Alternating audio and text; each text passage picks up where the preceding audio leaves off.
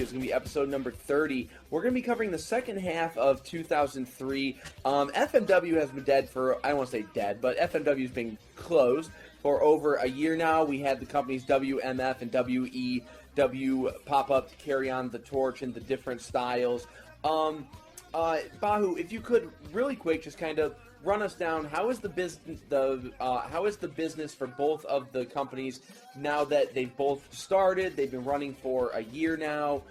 Is the fan base still there, and how are they doing? So with WMF, it started out kind of strong, or at least it had the impression it was going to be really strong, and it's kind of started floundering. The promotion went all out for their first Corrigan Hall show, and it didn't sell out. Well, then they had a second Corrigan Hall show in April, and the numbers dropped pretty drastically. And so right now, it's kind of like, this doesn't look good for WMF. With WEW, they started off slow, and Fuyuki was the booker at the time, and they were running Corrigan Hall, and they weren't ready to run Corrigan Hall. The fan base only having half the FMW wrestlers and continuing the entertainment style booking with Fuyuki, it just wasn't. They shouldn't have been running Corrigan Hall, but that's what FMW under Fuyuki did. You run Corrigan Hall every month, and as a result, they they even got to a point where okay, we need to stop running Corrigan Hall because we're losing money doing this. And so they ended up, kind of struggling there up until Fuyuki got really sick and would end up passing away. And actually, due to Fuyuki passing away, they ended up doing really well with the Corrigan Hall show, and they did really well with the Kawasaki Stadium show, with it being Fuyuki's memorial show. So they did great there. But going forward, Fuyuki now having passed away, his wife is taking over the business as far as the financial. She's the president, but she doesn't really know that much about wrestling. They've brought back Goito, and Kanamura is going to help book the promotion with Fuyuki's wife in charge. And so they've now eliminated the WEW name. They're no longer going to be WEW.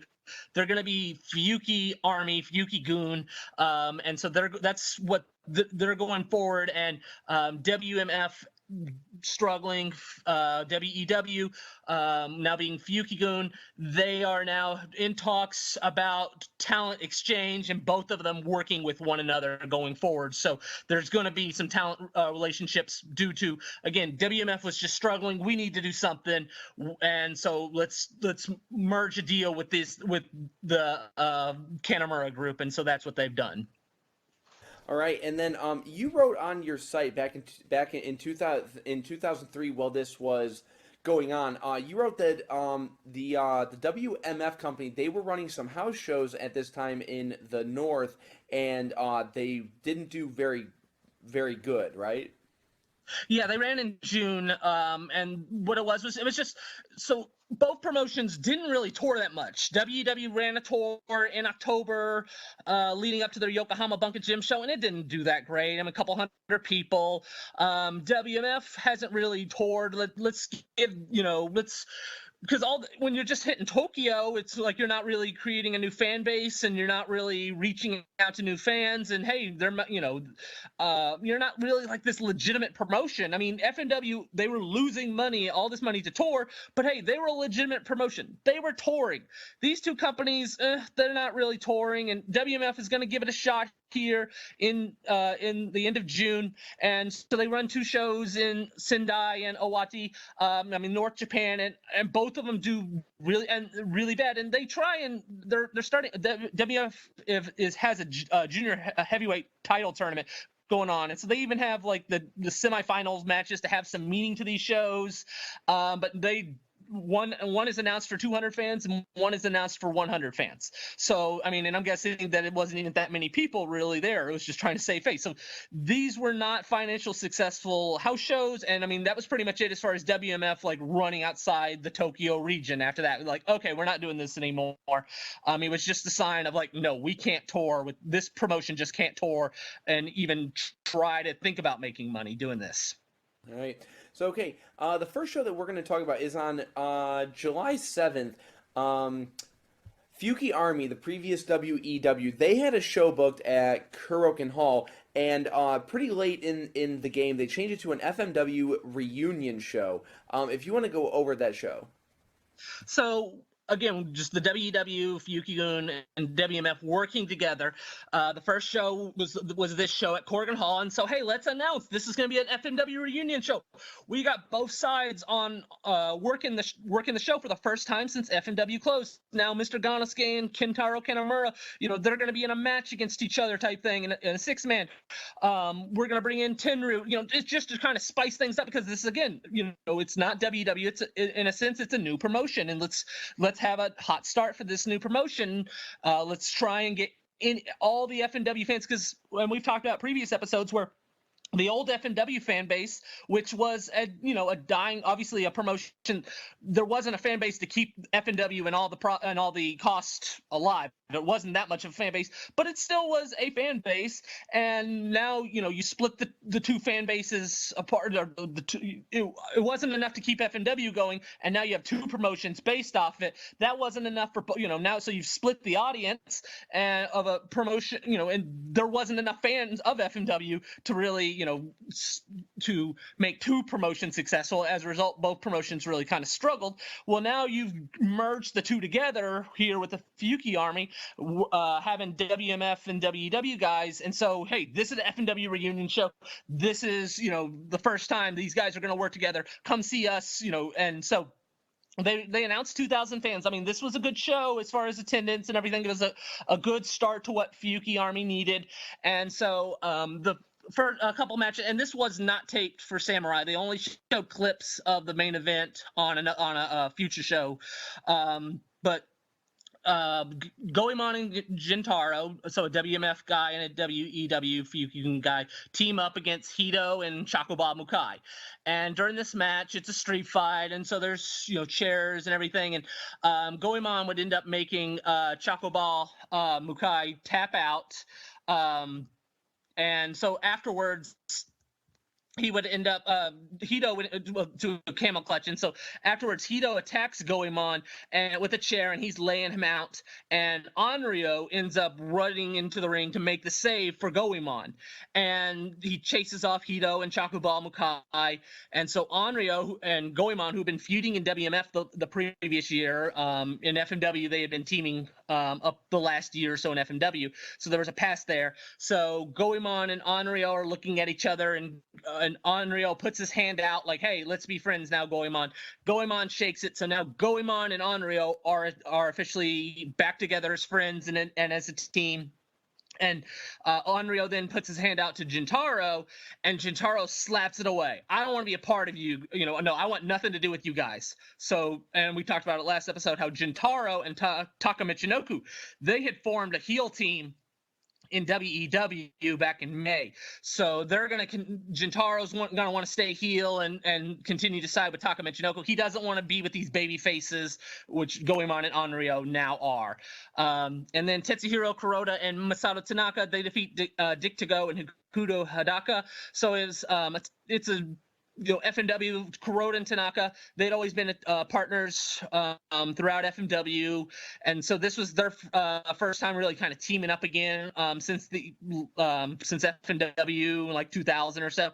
And so they're taking on Togo and Hadaka, who that's like a Michinoku Pro Battle Arts type team, mostly Michinoku Pro at this time.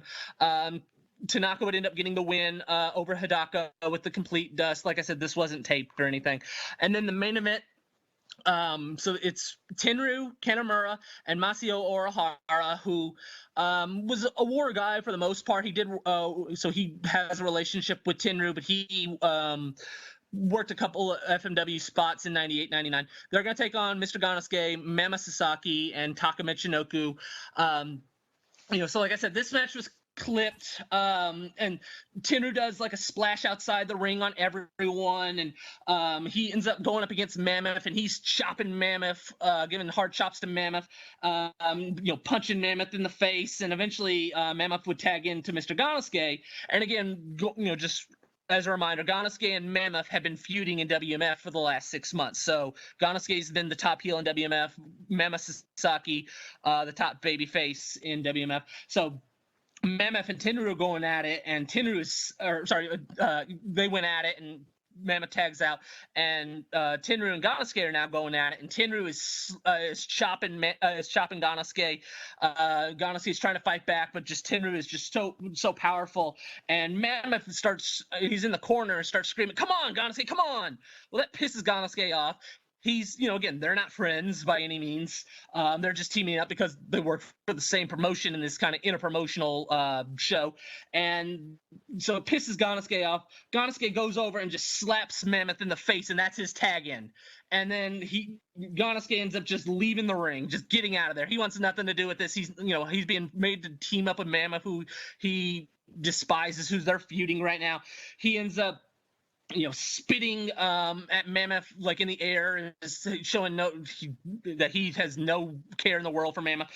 So this results in kind of a 2-on-3 now handicap match because Ganosuke's out, and as a result, Kanemaru would end up getting the win over Mammoth Sasaki. He wouldn't last very long.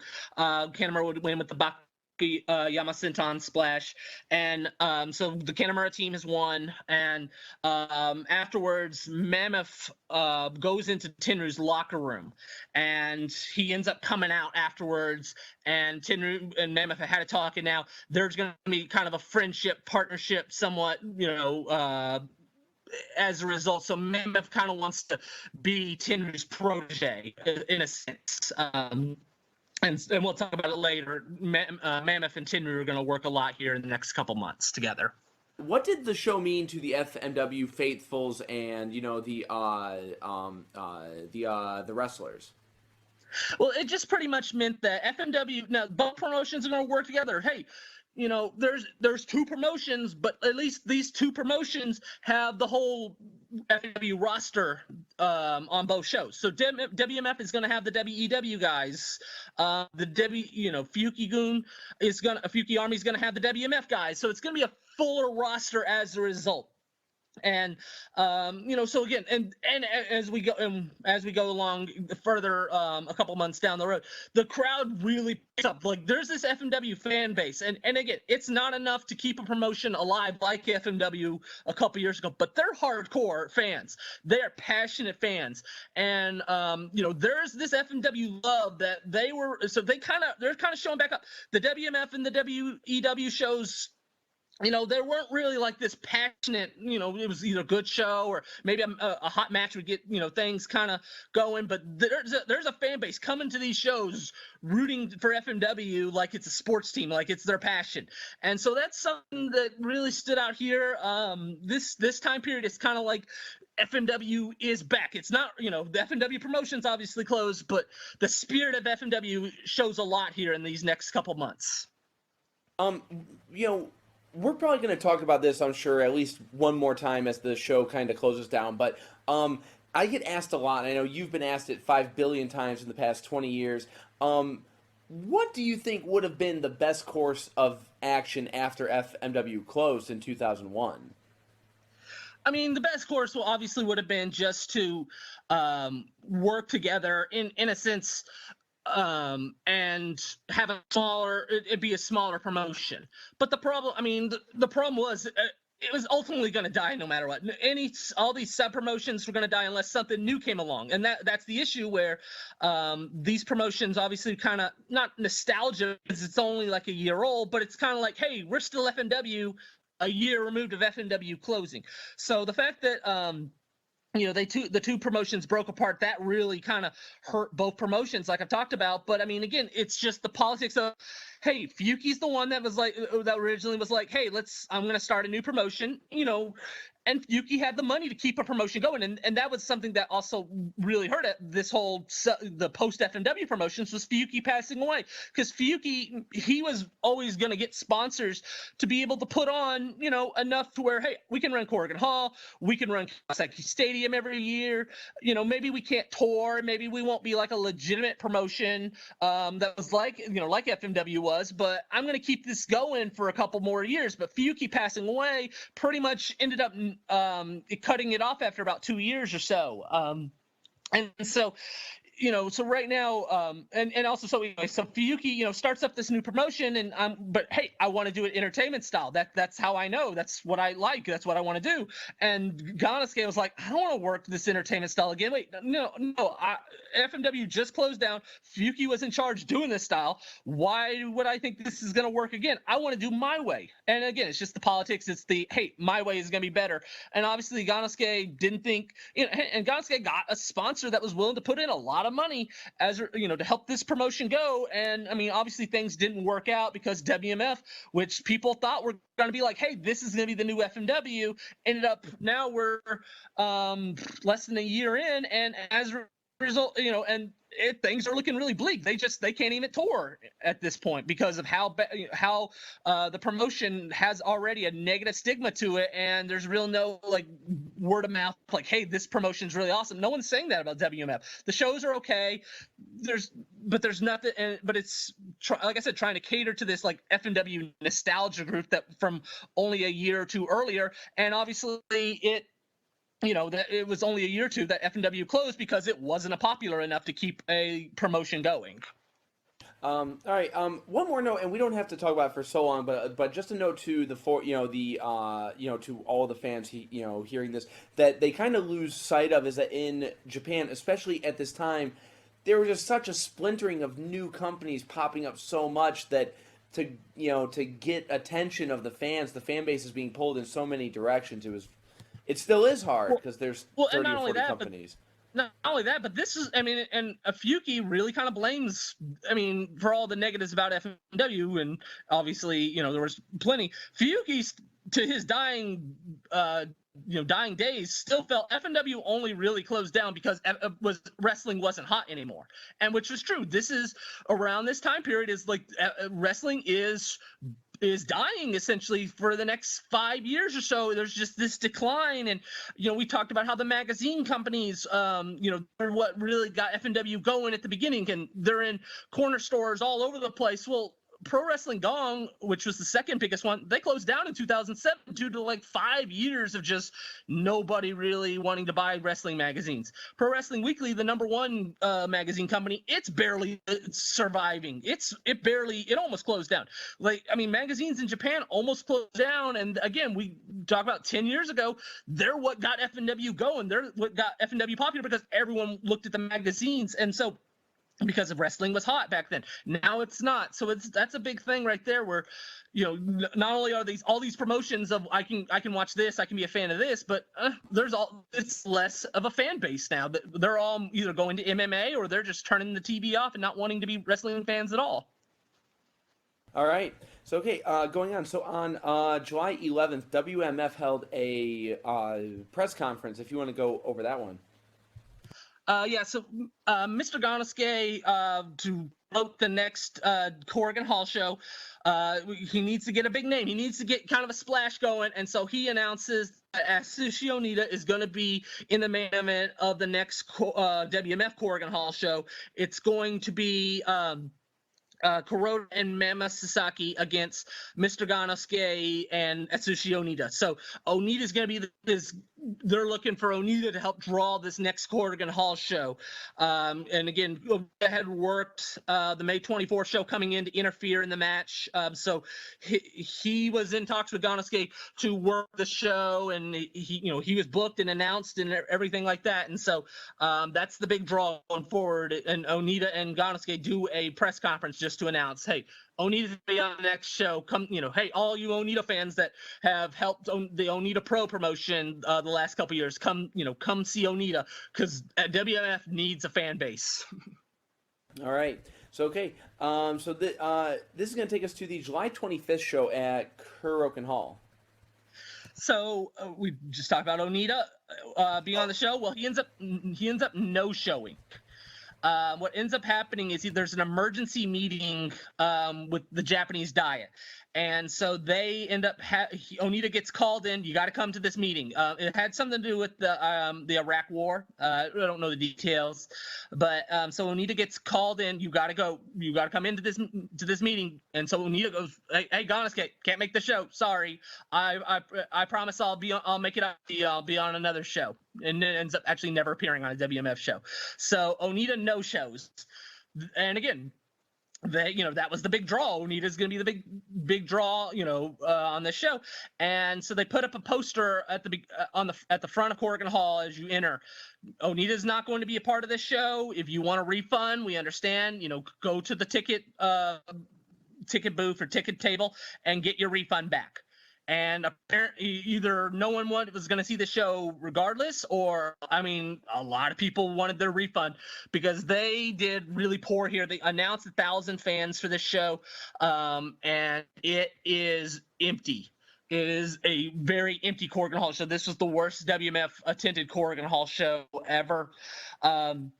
They end up getting in touch, with the WEW guys. Obviously, the WEW guys were going to appear on the show anyway. So, there's a couple of WEW versus WMF undercard matches, and then Hito would take on Gasaku, and so they kind of have like a brawl and a street fight, and so they're brawling all over the ringside, and all of a sudden the Guns, who I've talked about in the previous episode, that was Mr. Ganosuke's group, the two guys that kind of look like him.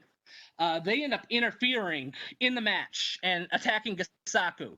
So the referee throws the match out, and the Guns and Hito join together. Like they're going to be a partner, there's a partnership there. So Hito walks off with the Guns after they've helped him pretty much destroy Gasaku and have the match thrown out. And then Goemon and Onryo, so they're teaming up for the first time. They take on Taka Michinoku and Jintaro. I may mention, Jintaro didn't want to be a part of their group. It's a good match. Goemon and Onryo actually come out to the Tattoo song that was All the Things She Said, which is a really popular song in 2003 as their music. Onryo is really good here. Onryo, he ends up doing his Tope con Hilo, and Onryo always really impressed me with how good he was. But Onryo ends up throwing powder at Jintaro, and then he ends up being a double super kick. They double super kick Onryo, and he ends up grabbing the hand of the referee as they make the pinfall, but he grabs the referee's hand before the 3 count and ends up doing an Onryo clutch. But at the end, Taka would end up getting Onryo in the crossface and make it Onryo tap out. And then in the finals of the junior heavyweight tournament, Tomoya Adachi and Asian Cougar, who both of those guys were pretty much just always like small indie promotion guys throughout Japan, throughout the 90s and the early 2000s. These were just indie guys that kind of Ganosuke had given a home to. And so they're in the finals of the tournament. And this is a good match also. Again, the WMF shows had good matches, but there never was like, wow, this great, awesome match that makes me want to go see it again type thing. This is a good, but kind of an indie match. Tomoya's really good. He does a Hurricane Rana off the stage on Cougar, and Asian Cougar would do his signature spot of like stacking chairs outside the ring and doing a dive off of them on Tomoya. But eventually, Tomoya Adachi would end up getting the win and becoming the first WMF junior heavyweight champion. A belt that's not really remembered too much because it only had about a year run, and it was the only title belt also that WMF ever used. And then the main event of the show. So after the Onita no-show, it's announced that it's the match. The main event has been switched around. It's gonna be Mr. Ganosuke, Mr. Rakanosuke, and Iwanosuke. Again, those the two gun wrestlers who actually Ichiro Yaguchi and Katsumi Hirano. So it's gonna be the Guns against Mama Sasaki, Tetsuhiro Kuroda, and a mystery partner. And so Kuroda and Mama Sasaki come to the ring and come out and starts playing, and the crowd goes crazy. Hey, Kanemaru is going to be appearing on WMF for the very first time. And so they end up, and Kanemaru's going to do the team no respect dance, but the guns actually attack him right before they start doing the dance. So there's some booze there to get some heat right away, and they brawl all over the building. And Maf tries to choke slam Ganosuke, but into a table off the apron. But Ganosuke kicks him low, and Ganosuke would end up slamming Mammoth through the table instead. Tetsuya Yamada ends up getting involved in that match, and that's the financial backer of WMF. He's the guy that's financing, the sponsor pretty much. And like I said, they had a lot of money. They had a lot of money put into this promotion. He was a big FMW fan, and so it was kind of like this money mark. And hey, this money mark's losing a lot of money, and so he's pretty much going, hey, if I'm going to be losing money, I want to at least get involved. So you're going to put me in this match. And so he gets involved in the match with the guns attacking him, throwing him in the ring, and they end up, Ganosuke would lariat him. And so, he just kind of wanted to get a taste of what being in the ring was like. And so he gets his ass kicked pretty much by the guns, and ends up getting carried off. And pretty much the finishing spot is they throw all Mammoth, Kanemaru, and Kuroda. They throw all the guns into each other. Kuroda and Kanemaru would end up hitting their moves, and then Mammoth comes in and he hits an enziguri, and that gets a pop. Like, hey, that's Tenryu's enziguri. And then he ends up picking up Iwanosuke, and he ends up doing he debuts the 29 years old, which is the jackhammer, which Tenryu at the time was doing the 53 years old, which was his signature jackhammer. So again, this was kind of Mammoth's sign, and Mammoth had just turned 29 like a day or two earlier. And so he now has debuted his new finisher, which he would continue to use the rest of his career. He still does it to this day, the jackhammer, which he calls the 29 years old. So Mammoth gets the win. And Mammoth, Kanemaru, and Kuroda do the team no respect dance to end the show. So all the fans go home happy. But again, this was was the biggest sign that WMF is struggling when how empty this building was. And this was, like I said, this was an eye-opening. This was eye-opening how poor WMF. Even if you weren't paying attention to WMF and their struggles, and you're watching Samurai TV and you see this, WMF. No, this promotion is looking like it's about to die. That's how empty this building looked. Sorry about that, my microphone. Okay, so now also at this time, we've talked a lot about a lot of the FMW top guys. They wound up going to 01, and at this time they were running the Fire Festival. If you want to go over that one. So Kanemaru and Kuroda, due to Kanemaru and I mean, I'm guessing Kuroda too, had obviously a relationship with Tanaka. Kanemaru and Tanaka are still friends to this day, and Tanaka has a job at 01, and 01 at this time has big time financial backers. And so Kanemaru and Kuroda for the last year have been working 01 due to Tanaka getting them in, and they did really well in the Fire Festival the year prior. And so they get invited back the next year, and this tournament, they actually ended up having Satoshi Kojima from All Japan. He worked this tournament, and Kojima is, like I may mention last episode, he's probably the peak of his popularity. He's pretty much the number 2 guy in All Japan behind Muto at this point. And so he's willing to work all these other promotions. He had worked WMF. He had worked the Rainbow promotion, which was against Kanemaru. So he's taken on Ganosuke and Kanemaru recently. Now he's going to enter into the Fire Festival tournament. And this tournament actually there was actually a show at All Japan. I think for the only time ever was not the Fire Festival tournament was held in another promotion. All Japan held a show where they had a bunch of Fire Festival matches. But the previous year, Kuroda had made it to the finals. Well, this year, Kuroda's not going to make the finals this year. Pretty much these Kanemaru and Kuroda end up going 2 for 2 or 2-2 in their 4 matches. Kanemaru would get a win over Arashi.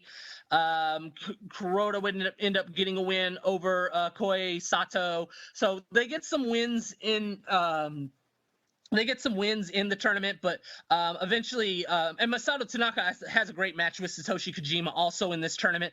Kuroda and Tanaka also have a really awesome match on the All Japan show. But like I said, Tanaka would defeat Kuroda, and Kojima would defeat Tanaka. And so the finals would end up being Shinjiro Otani and Satoshi Kojima. And again, I'm guessing just the political agreement of, hey, you want Kojima in the tournament? He's winning it then.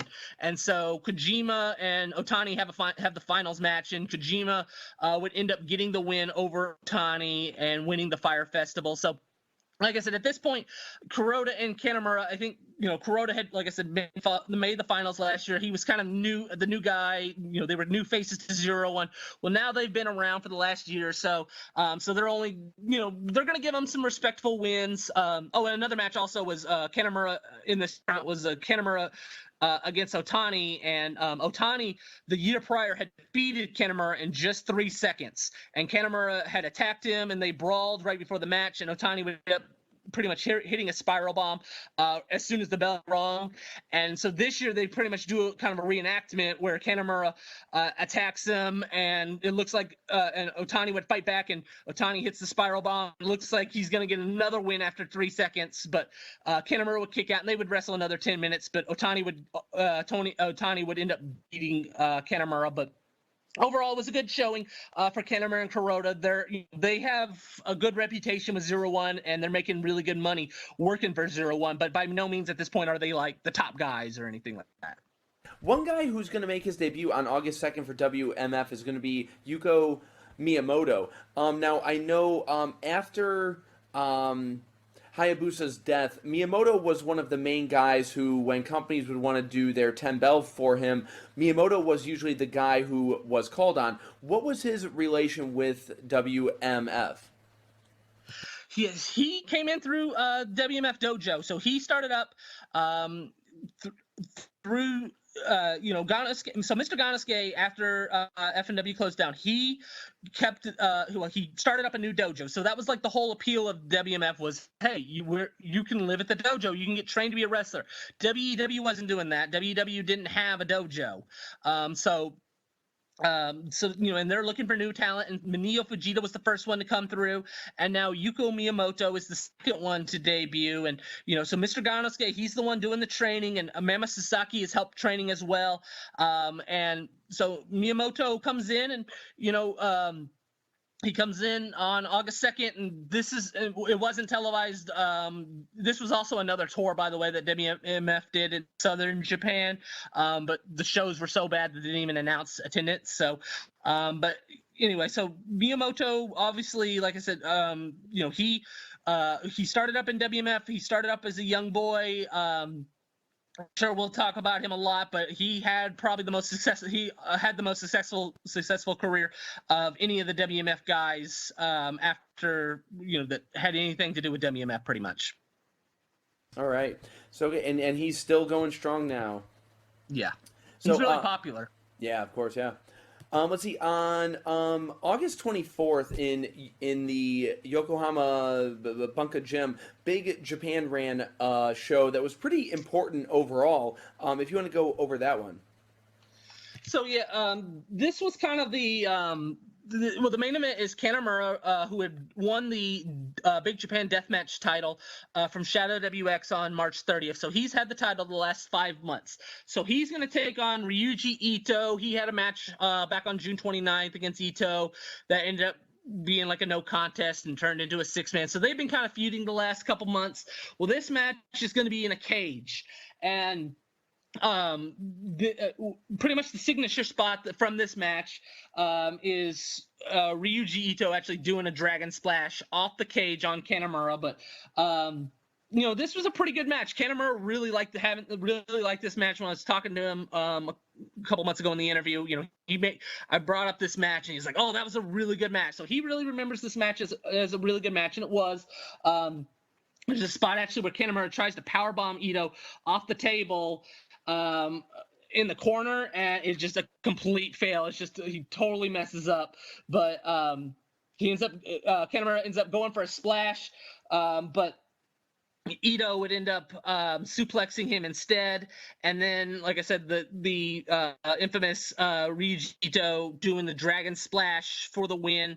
Oh, actually, he ends up hitting a Shining Wizard for the win over Kanemaru, and so Ito has won the Big Japan Deathmatch title for the first time, and this is kind of the new movement of the younger talent is going to be the new focus with Big Japan. Ito was kind of the symbol of, hey, our young boys, they're going to be top stars now going forward. The Kanemaras, the Shadow WXs, just the older fatter guys type thing, from the earlier in the century.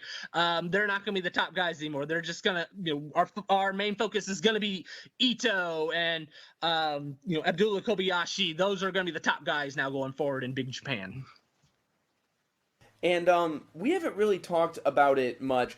Since the CZW feud ended, CZW, they kind of took the deathmatch title, so they had to re-establish that. What has late 2002 and now 2003 been like for the company, where now they can go back and run a bigger stadium?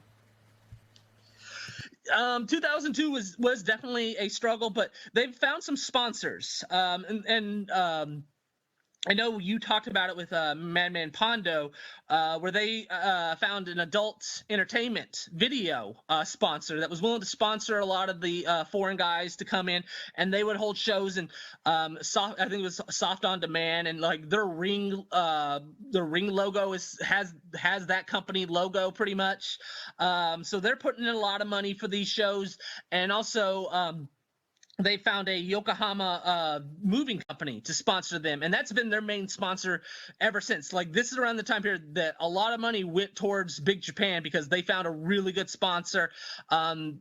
Most people know, the whole Big Japan logo on the truck when they have outside shows or big arena shows. There's this truck, and so that's the sponsor right there.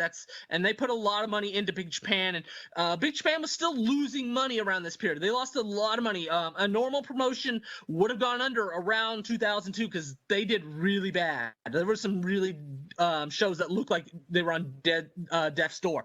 But like I said, those two sponsors really helped them out, pulling them through. And kind of, right now, like the dark days are kind of over for Big Japan, and there's going to be kind of this new movement. But I mean, obviously, the light would definitely be lighter, would come years later. But at this point, it's kind of like, okay, we're no longer on death's door, which in 2003, we're kind of getting our feet back off the ground after such a bad 2002, pretty much. All right, cool. And it's funny, if you actually see them, I think they've changed it now, but up until about a year ago, and they have multiple ring trucks, so maybe they still have it, but one of the ring trucks still uses a logo that features Kanemaru, Kasai, and a few of the. I mean, it's from 2003, 4, 5, around that era. So it would definitely be lighter, would come years later. But at this point, it's kind of like, okay, we're no longer on death's door, which in 2003, we're kind of getting our feet back off the ground after such a bad 2002, pretty much.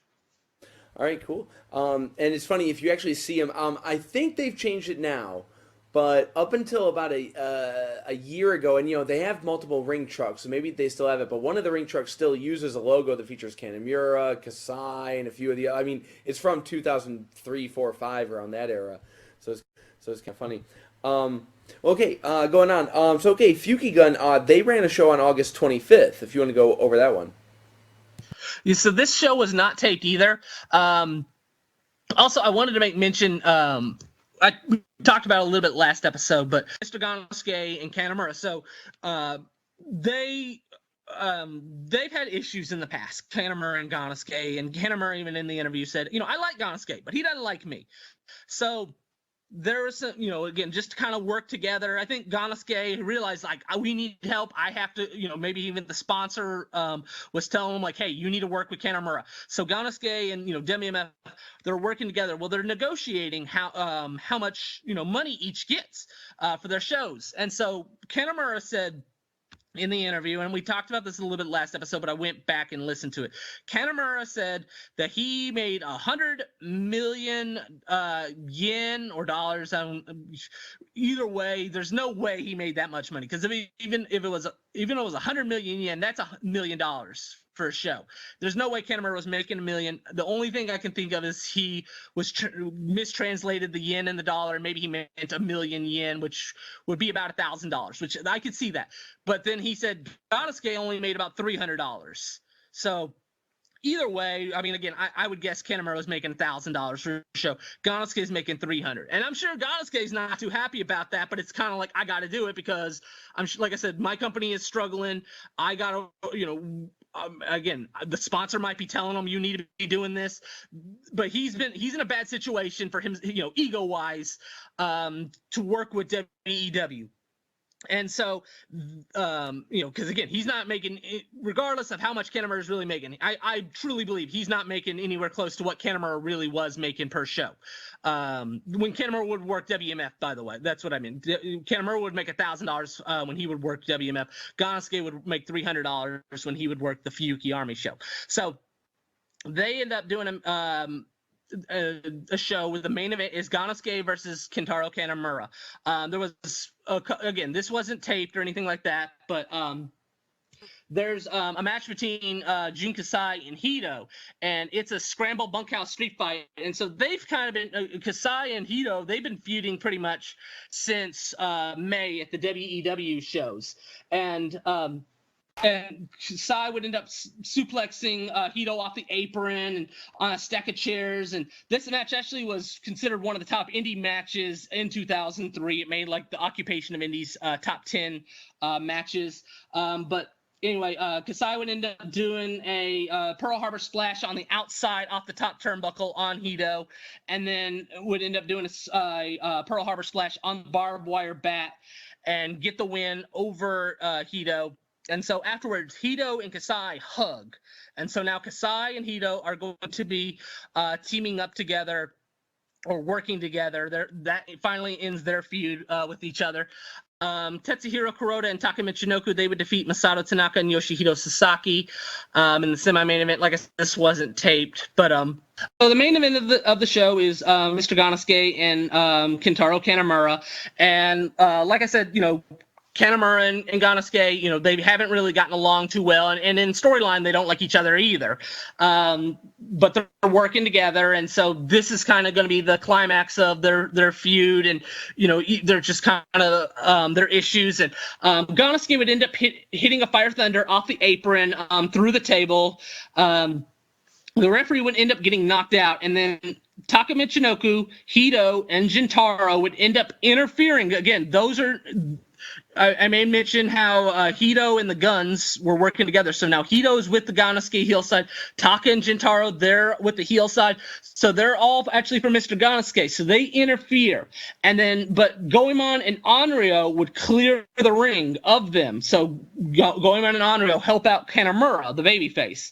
And then Mama Sasaki would come into the ring, and he would attack Ganosuke. So he'd lay Ganosuke out. Well, then, like I said, the referee had got knocked out. Well, Go Ito, who had a referee's license from FMW, so he could officially be a referee, he comes into the ring as Kanemaru is getting up, and Kanemaru powerbombs Ganosuke.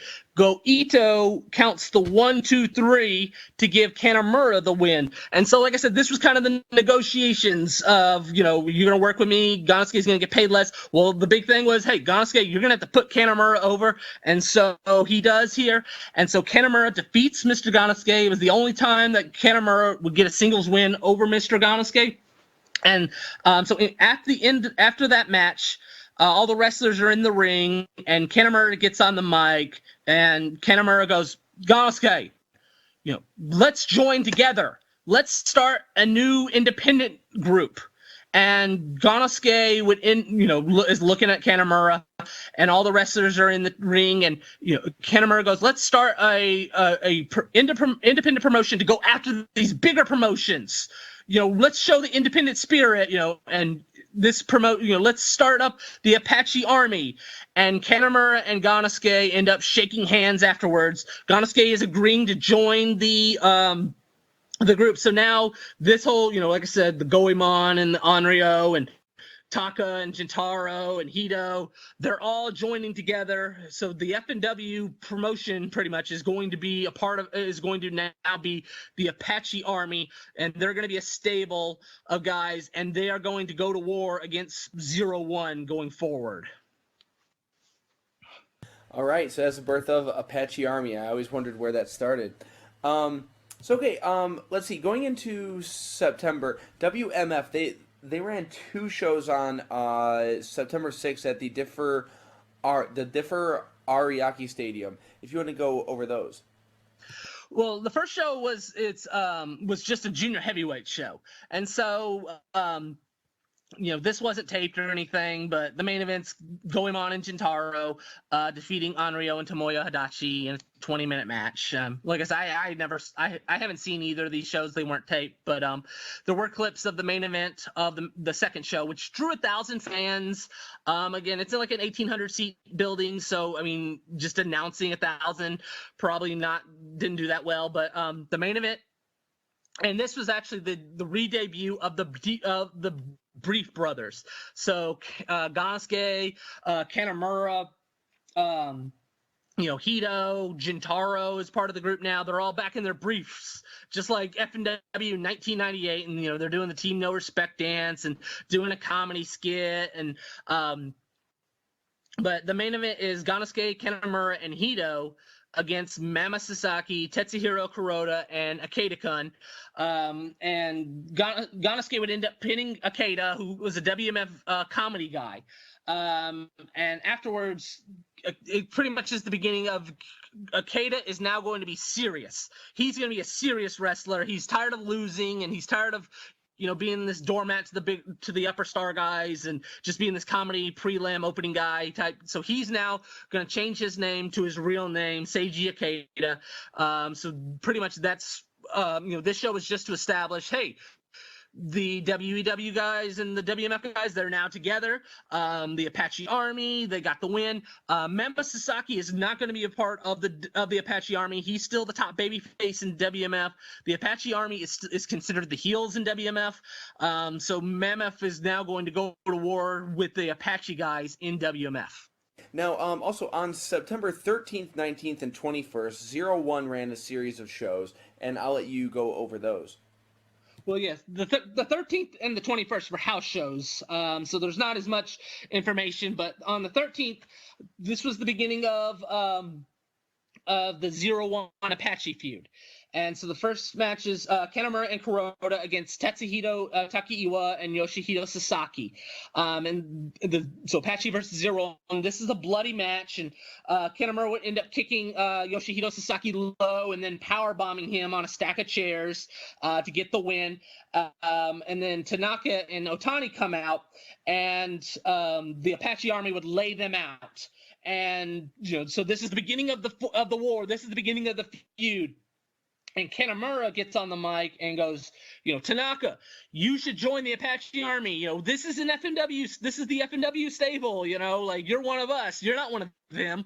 Join us. And so that leads to September 19th.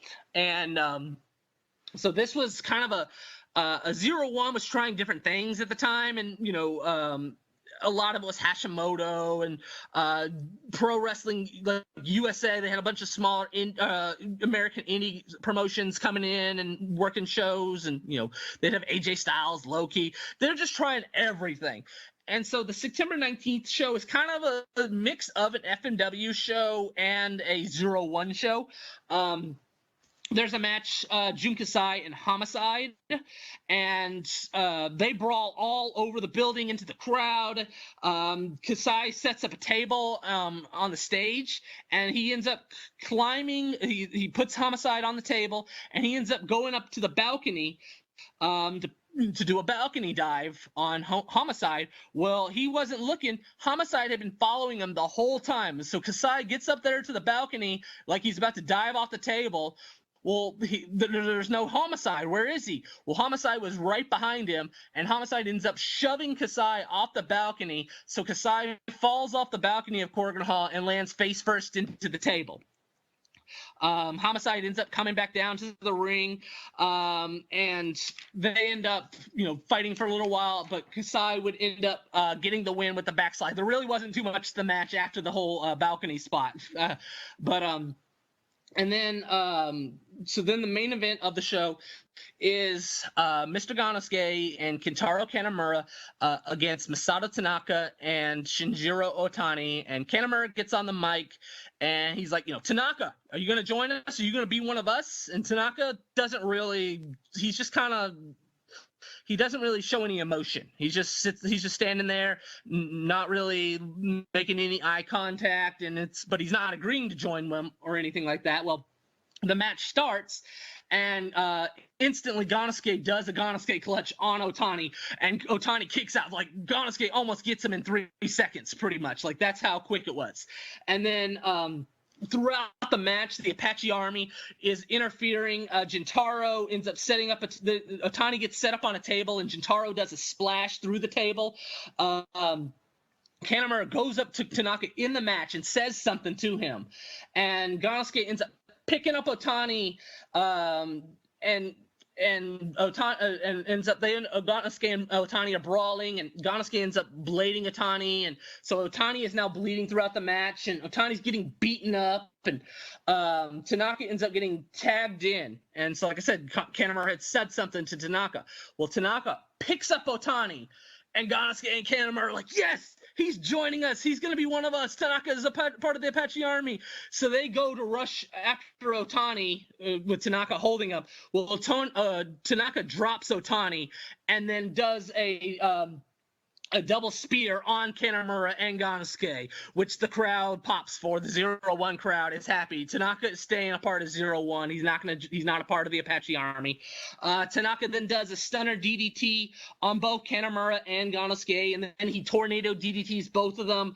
Ganosuke would fight back and hits an awesome looking suplex.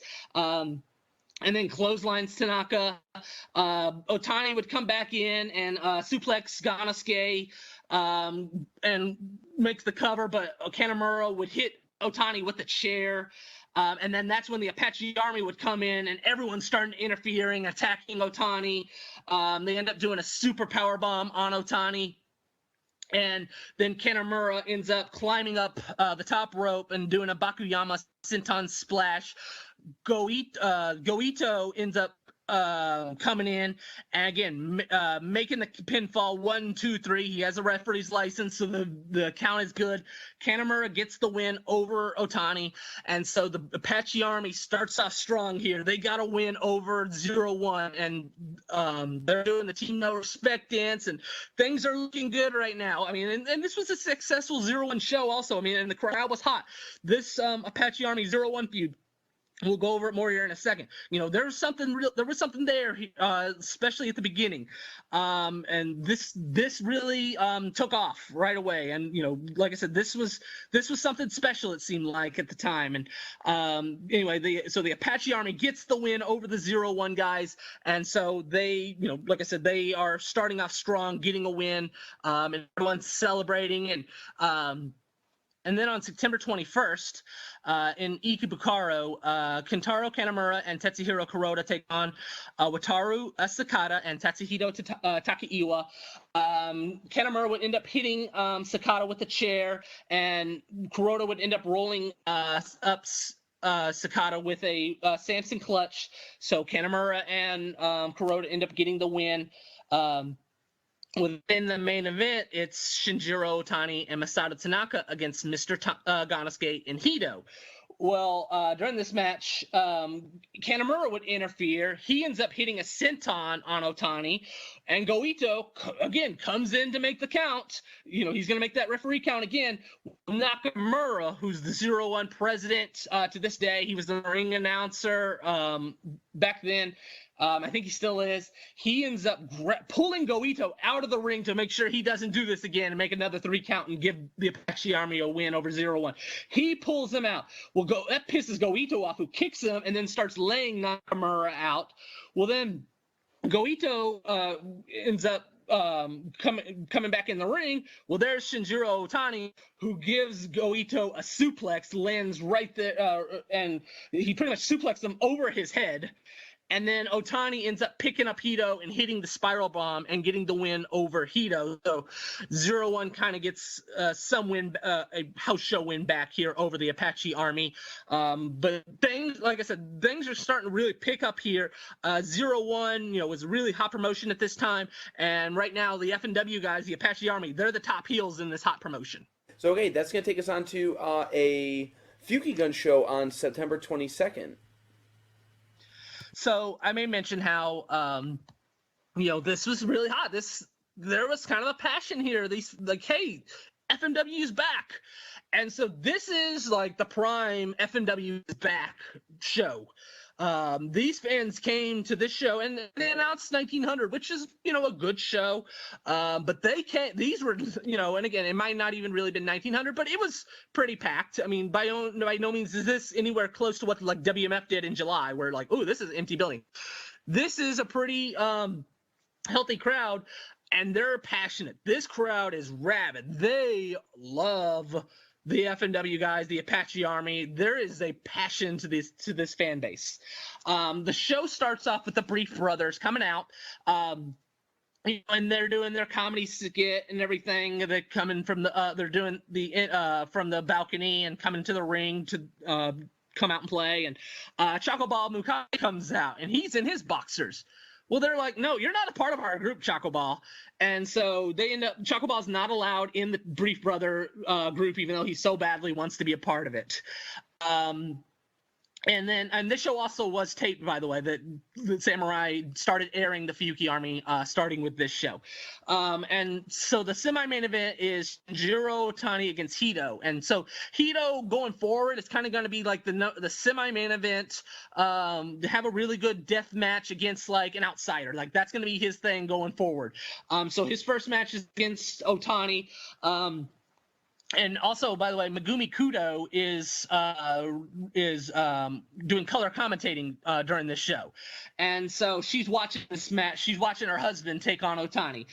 So Hito ends up he grabs the barbed wire bat. It's a Caribbean barbed wire baseball ladder death match, and Hito grabs the barbed wire bat, and they both use it on each other. They're both bleeding, and Otani would suplex Hito through a barbed wire board, and they would end up brawling right there by the announcer's table where Kudo is. And Otani ends up grabbing Kudo's drink, and he puts his hand out to shake Kudo's hand, and she's just like, no, I can't shake your hand, sorry.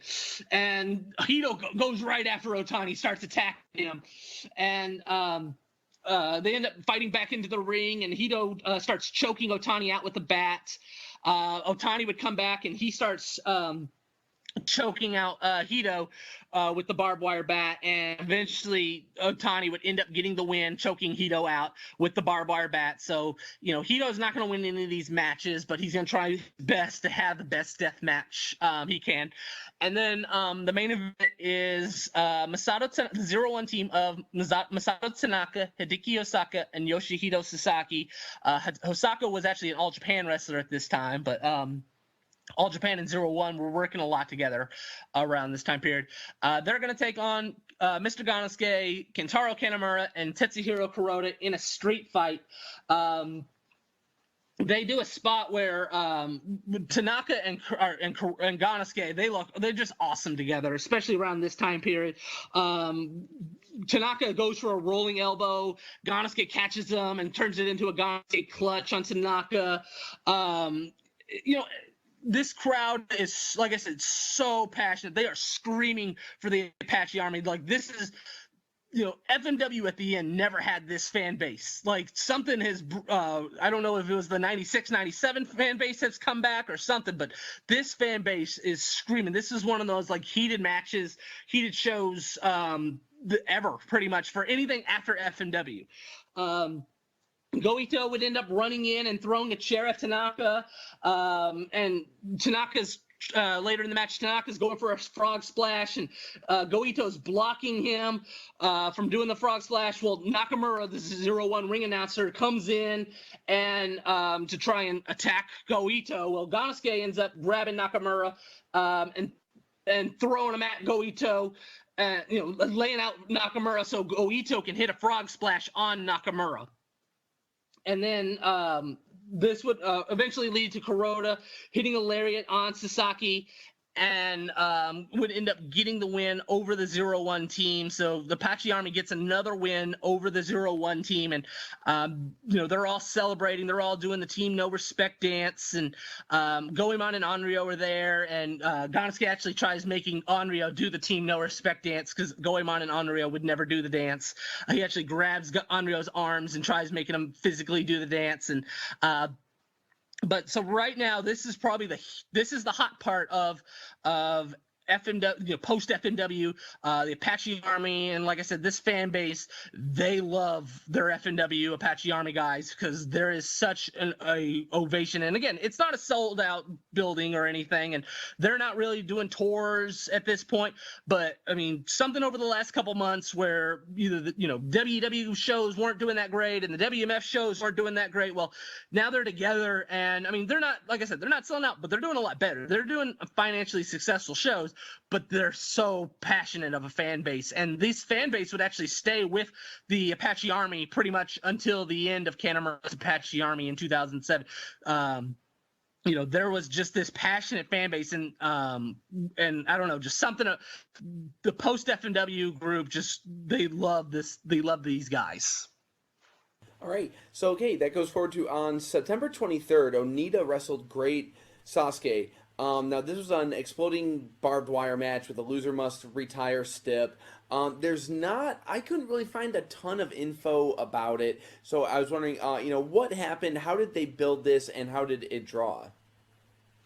Well, it was a Michinoku show, and so pretty much the gist of the beginning of this match really was, we talked about how Mr. Pogo ran for office in his city of Gunma, and he didn't win, but Onita put in a good word for him. Yeah, you should vote for Pogo. You should vote. Onita had went all out for his friend Pogo. And storyline, and I'm sure in real life, Pogo really appreciated that, and so Pogo now loves Onita. So they're now friends. They're together. They're allies. And I don't know at this point if Pogo had lost the election, but I think he was still running. I don't think he had lost at this point. But, like I said, so he's big time friends with Onita. Well, Onita and Sasuke also, we talked about last episode, he had won, an election. And so, they're both in politics, Sasuke and Onita. Well, Onita wants a match with Sasuke, political figure versus political figure. Well, Mr. Pogo, being Onita's, I love Onita now, he ends up, getting in Sasuke's face in the street and attacking Sasuke. He ends up, I think it was in Tokyo, Shinjuku maybe, but he attacks Sasuke and rips the mask off Sasuke, and so Onita is actually going to be the heel in this match, but and he's going to have Mr. Pogo with him. So Onita and Pogo come to the ring together. Pogo in a suit and tie, and Onita, and this is at a ski lodge. And I don't know as far as how well it did, but I mean, most of the crowd actually is. Again, like the hard camera is facing against them, so you don't even really see the crowd too much on this show. But this is going to be a exploding barbed wire double hell death match with the ladder, and this is an intense match. So right away, Onita and Sasuke, they're fighting over trying to send each other outside the ring into the barbed wire barricade that's explosives. They're fighting outside the ring, and Sasuke reverses and sends Onita into the exploding barbed wire. So Onita takes the first exploding barbed wire bump, and then they end up getting the ladder out, and they both are climbing the ladder, and Onita ends up knocking Sasuke off the ladder into the exploding barbed wire into the exploding barbed wire. And this is an insane bump right away. Like, holy crap. And Sasuke, it actually tears Sasuke's pants, rips his pants. And Onita brings him back into the ring, and Onita's trying to rip off Sasuke's mask, and he actually does a good job of like tearing most of it off, and you can see part of Sasuke's face. So actually during the match, Sasuke actually has to use another mask because the other mask was so ripped up. And anyway, so Sasuke ends up climbing the ladder again during the match, and now Onita shoves Sasuke off the ladder into the exploding barricade, and this is like, oh my goodness, like this is one of the most intense exploding barbed wire spots ever, really. I mean, because of how much damage it does to Sasuke. It rips up his top half of his clothes, and you see this deep cut on his back. His back is bleeding, and it's bad. Like, and there's smoke everywhere, and these were two insane spots that Sasuke did. It. I don't think I've ever seen. Sasuke does. There's the whole, every December he does the comedy matches at Korakuen Hall, and he gets in a barrel and jumps off the top turnbuckle in a barrel. Those spots are nothing compared to what he was doing here in these exploding barbed wire matches, because he's coming off very high heights, and taking insane exploding barbed wire spots and getting cut open bad in the process. So Onita ends up hitting a Thunderfire powerbomb on Sasuke. Sasuke kicks out. Well, then Onita does his Thunderfire powerbomb on the ladder. Sasuke kicks out again. Then Onita charges Sasuke with the ladder, and they both end up going into the exploding barbed wire together. Well, then they're both down, so Mr. Pogo goes, I'm going to get involved in this match. So Pogo gets in the ring, and he's going to blow a fire at Sasuke to help out his buddy Onita out. Well, he ends up messing up, and he blows the fire, and then actually the fire ends up going at Onita. And this was actually an insane fire spot because Onita is literally on fire. Usually there's the Pogo spot where, fire brushes up against him. Well, not this. This is Onita's t-shirt is on fire, and Onita has to like grab his shirt and throw it off. And you see the shirt on fire afterwards. And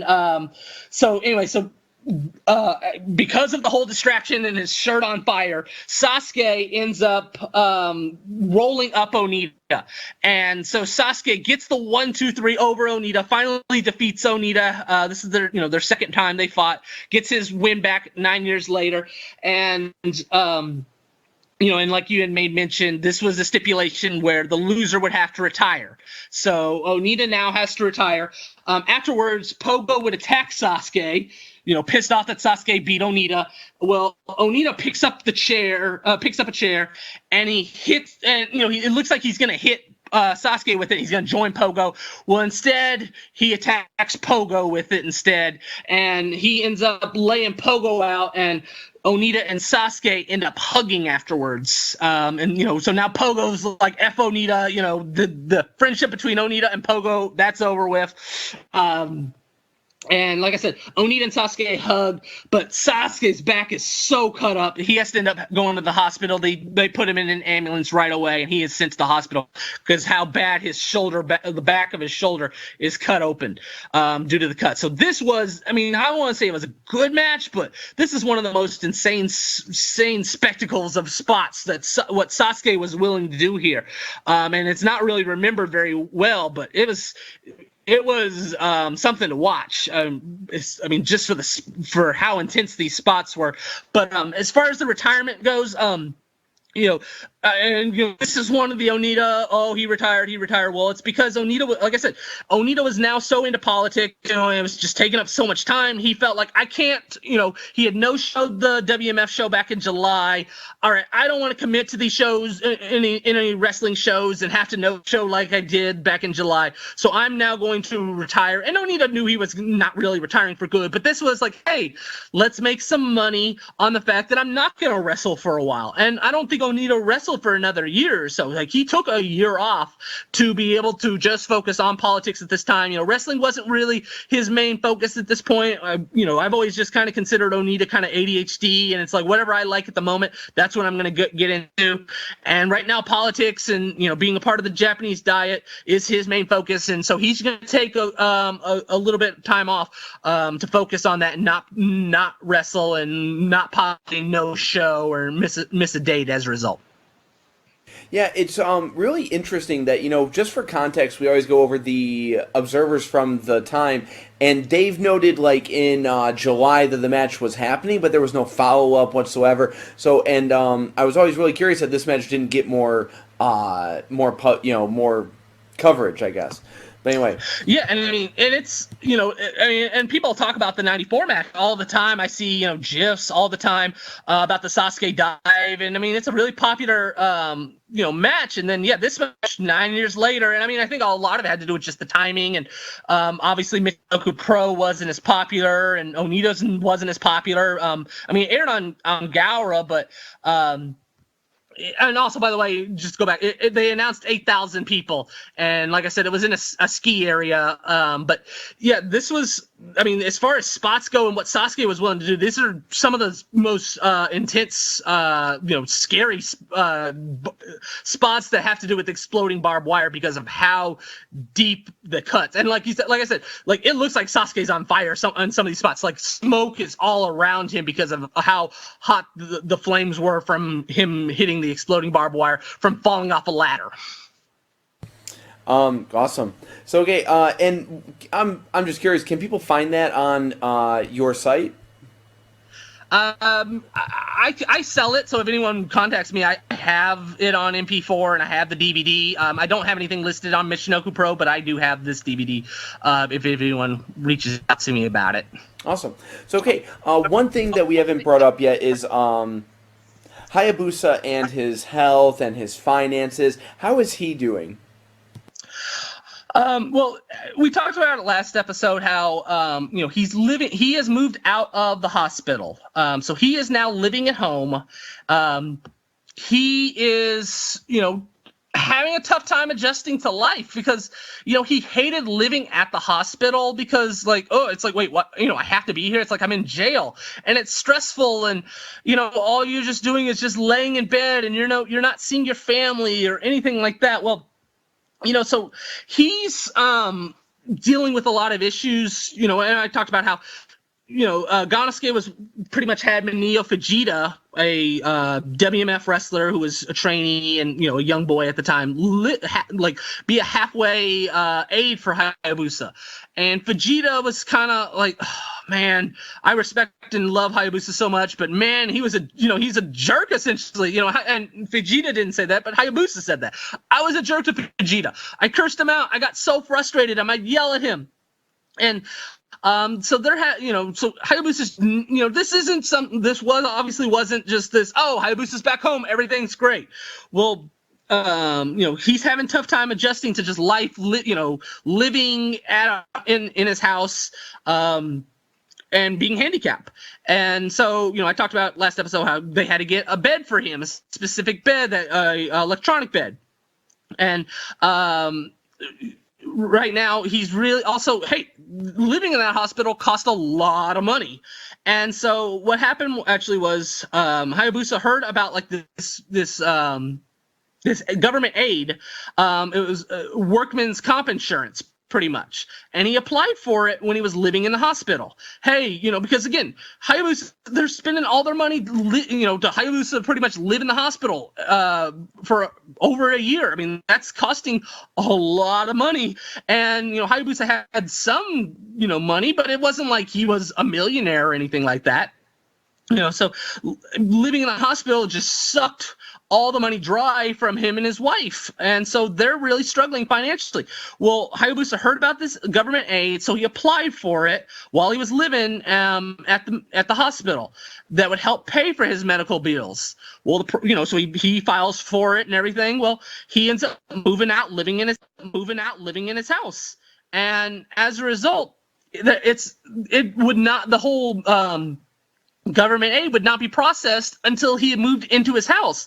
And so they tell him, you don't qualify for this offer anymore. And why not? Because you don't live in the hospital. You have to live in the hospital to receive this aid to cover the medical bills. You live at home. You're independent. But Hayabusa goes, but I filed for it when I was living in the hospital. I lived in the hospital for a year. And they go, nope, too bad, sorry. We're rejecting it. So Hayabusa doesn't get this aid to help pay for his bills. So how is Hayabusa getting paid at this point? Pretty much just through WMF. And we'll probably go over here in the next episode or go. Hayabusa has financial issues, issues with WMF, and they don't pay him they don't pay Hayabusa what they promise. And so Hayabusa is really financially hurting at this point. So this is not a good situation for him. He is really struggling financially. Like I said, his wife is working, but they have 2 kids also that they have to support, and things are just going really bad right now. Actually, for him, moving back to his house was something he had like. Oh, this is my dream! I can't wait! I'm gonna be back with my wife, be back with my kids. Well, it wasn't all. It wasn't all. A picture perfect dream by any means, because he's definitely dealing with some hardship and dealing with some issues. And he's never admitted, but talking to him and just knowing his story and talking to his daughters or talking to one of his daughter, he was bitter about wrestling, and especially because of this, the whole financial, FMW closing down. So, hey, they weren't offering the insurance that, Arai goes, FMW is going to cover you. We're going to cover you. Don't worry. If you have insurance with FMW, well, then FMW closes down. He doesn't have that insurance anymore. And, and then Arai kills himself. So what are you going to do? And Arai couldn't afford to help him anyway. So, like I said, Hayabusa was very bitter about wrestling pretty much the rest of his life. He had his wrestling friends, and he, it was a good time in his life, but his daughter wants nothing to do with wrestling pretty much, because, hey, this is the business that took away my father pretty much. And so, and left him crippled, and then, eventually left him, 15, 16 years later, dead. And so, there was definitely hard feelings towards the business at this point. And Hayabusa's really, like I said, going through a really tough time at this period, because being a handicapped person without a job and not being able to get any aid is a financial nightmare. I find that kind of that really shocks me because of all of the help that's poured in for Takai. Oh my God, what's his name? The former shoot fighter. Takayama. Thank you very much. Yeah, there's been a lot, but even then, the donations for those don't even equal a lot. So it's hard being a wrestler. And also, like I said, Takayama is living in the hot, he, as far as I know, he might have been moved into his house or whatever, but Hayabusa was in a lot better shape actually than Takayama. At least Hayabusa could roll around in his wheelchair and could walk with a cane if he needed to. And, Hayabusa would eventually live by himself in his apartment. So, Hayabusa was in a lot better shape than Takayama. So I'm guessing Takayama at least qualified for that offer. But also he had a contract with DDT as well. So DDT at least, I'm guessing, is at least paying somewhat of his finances. And then on top of, having all this all these donations and everything. And Hayabusa didn't really get those donations. You weren't seeing hey, at this indie promotion, let's donate this money to Hayabusa. Hayabusa wasn't getting that much money. Like I said, he was working for WMF, and WMF screwed him over financially. And we'll go over that more in the next episode, but Hayabusa was very, he was led to believe he was going to get paid a lot more money than he did. And just a lot of bad things happen. A lot of things just didn't go as planned pretty much. All right. Okay, so going on, one little tidbit that I wanted to bring up, because I know a lot of diehard fans who don't really know this, is that Zandig and Nick Gage, they returned to Japan to wrestle for 0-1 at this time. Now, obviously, when they left Big Japan, even to this day, if you companies aren't keen. They left a really bad mark when they left, and I was really surprised when they came back. If you want to let people know, what was the arrangement here, and how did it, how did it go? Yeah, so the first one was they came in for 01 in September. So that September 19th show, they were on the show. And like I said, it was kind of like this. It was kind of like this FMW vibe, but it wasn't necessarily. It was like FMW 01, but it was a mix of like, hey, just deathmatch indies. And so they brought in Zandig and Gage in September. And I mean, I don't know the full details. I'm sure it was, hey, Kasai, who do you and 01 also was bringing in a lot of American wrestlers at this time period. I may mention earlier they would brought in Low-Ki and AJ Styles. During the summer, they had brought in CM Punk and Josh Daniels. So they were bringing in a lot of guys. And so, and this was just a pretty much, like I said, they wrestled on the 19th, the 20th, and the 21st. They had a no contest with Koei Sato and Hirotaka Yokoi, who were 01 kind of like shoot fighter guys at the time. And then, it was a no contest. Referee throws out. The brawling's too much. So that match was nothing. So, and then the next couple shows that were just house shows were pretty much just like, hey, you're going to be in the main event, or at least the next show was a main event, and you're gonna lose type thing. And then they'd have an undercard match on the next show. So anyway, they were, like I said, is either Kasai or maybe Homicide was a regular around that time period. I think, just bringing in like, hey, what foreign guys that are like deathmatch indie guys can we bring in? And Kasai probably was like, hey, we can bring in, Zandig. And, I mean, they obviously weren't going to have the power that they had in Big Japan by any means. Like I said, they were only going to work one tour in September. And Zandig would come back in December. He would work a Apache Army show and then 101 show. So they obviously weren't on as much as the Big Japan, touring regularly in Big Japan. I think it was just hey, what American deathmatch wrestler can we have that has a name that, Japanese fans know? And that's Zandig and to a lesser extent, Nick Gage from Big Japan 2000-2001. So like I said, I think it was just more of a favor. We're looking to do something like this. Who's the best name? Kasai says we should. Kasai says Zandig we can bring in Zandig type thing. All right, so it's going to go on to October 10th. 01 ran a show. If you want to go over that one. Yeah. So on October 10th. Kentaro Kanemaru and Tetsuhiro Kuroda, they challenged for the All-Asian Tag Team titles. I may mention how 01 and All Japan were kind of like, they were linked together at this point. They were working so much together.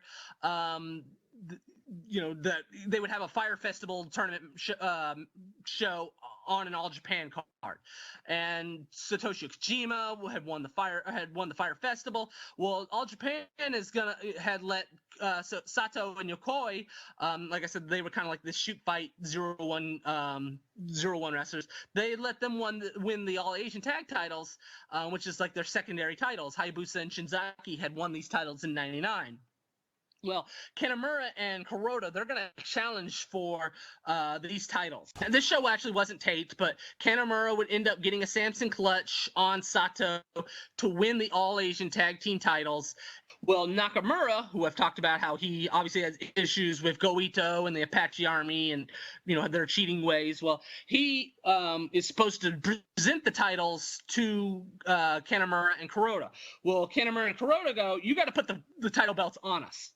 You need to wrap the belts around our waist. And Nakamura ends up just going, nope, not doing that, and just puts down the titles and drops them on the mat. You can pick them up yourself. These are yours, but I'm not doing what you want me to do. Well, Goito comes in with a bat, and Kanemaru instead grabs the bat from Goito and smashes the bat against Nakamura. So he attacks and lays out Nakamura. So again, this is just to kind of continue to get heat for the the Apache Army, and they're winning. They're winning a lot here as far as like the 0-1 goes. But really, the only like, wow, this was a really impressive win was the September 19th Kanamura getting a win over Atani, and of course it was through interference.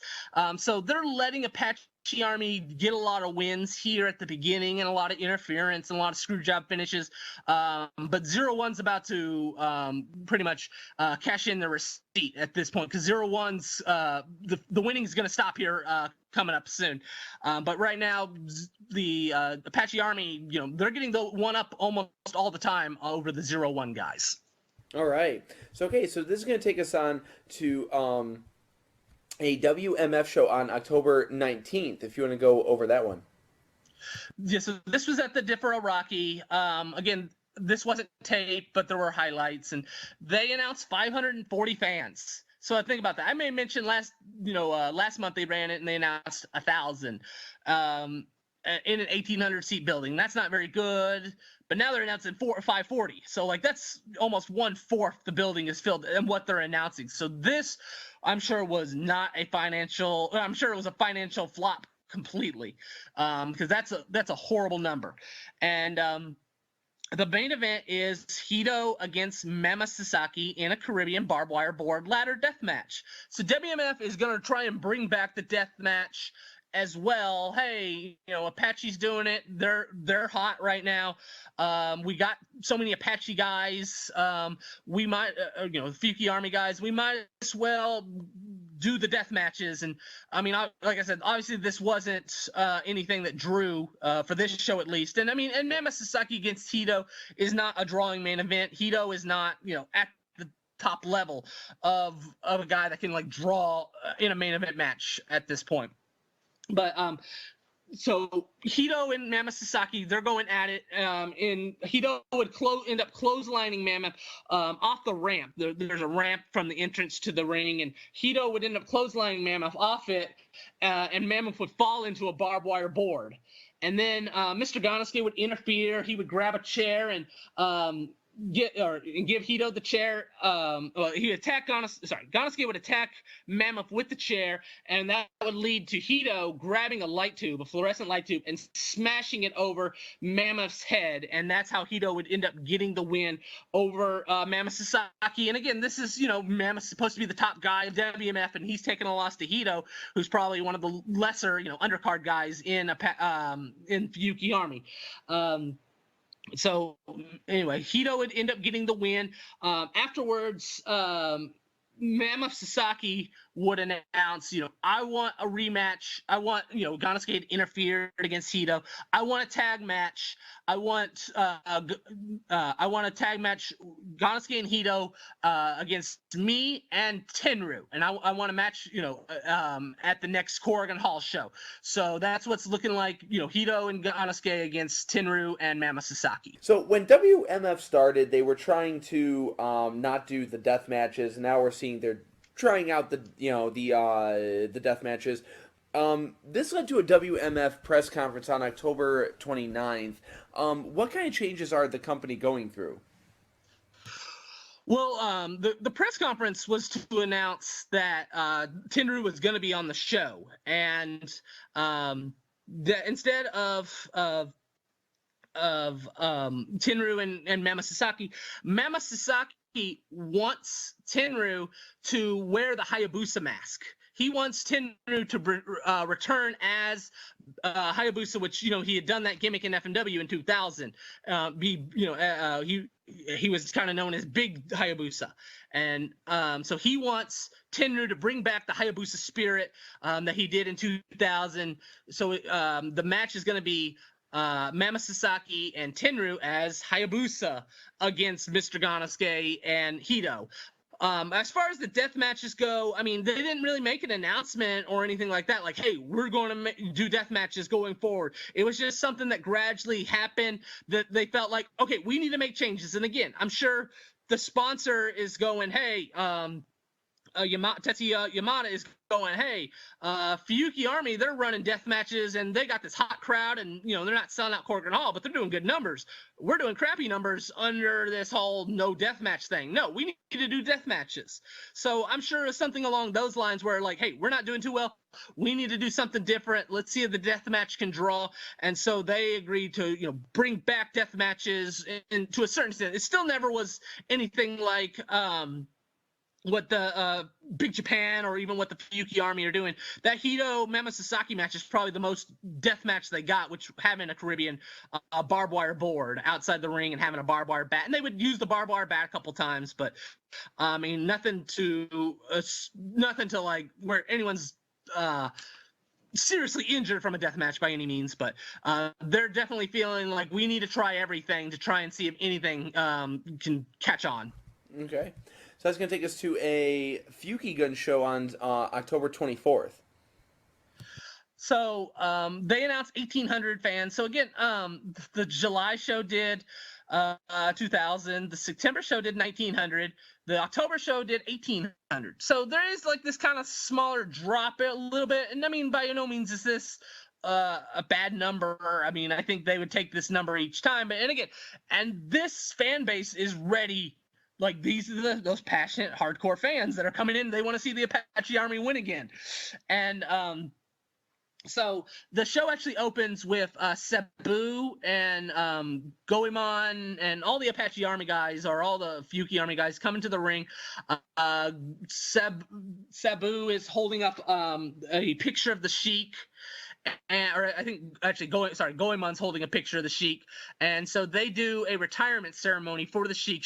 The Sheik had died in January, and this was the first time that Sabu had wrestled with these FMW guys. I think maybe even the first time he'd been back to Japan at this point. So they do a retirement ceremony, and like I said, this is all the FMW guys that a lot of these guys grew up, on the same card with the Sheik. Nakagawa, Ganosuke, Kanamura, they all wrestled Onita's FMW, so a lot of these guys, toured with the Sheik or worked with the Sheik, so they had really good memories of him. So that's what opens the show. The semi-main event is Sabu taking on Hito. Like I mentioned, Sabu is kind of Hito is kind of wrestling these semi-main event death matches.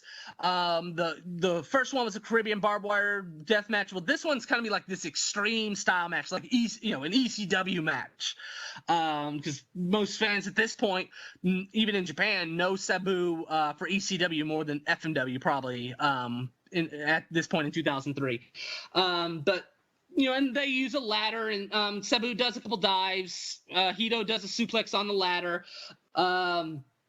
But eventually, Sabu would end up putting Hito through the table, and Sabu would end up getting the win over Hito. It's a good match. Sabu at this point is kind of starting to break down, but by no means is he bad or completely broken down. I mean, I'd still consider him a good worker at this point. I mean, he does miss some spots here, but Sabu would end up getting the win.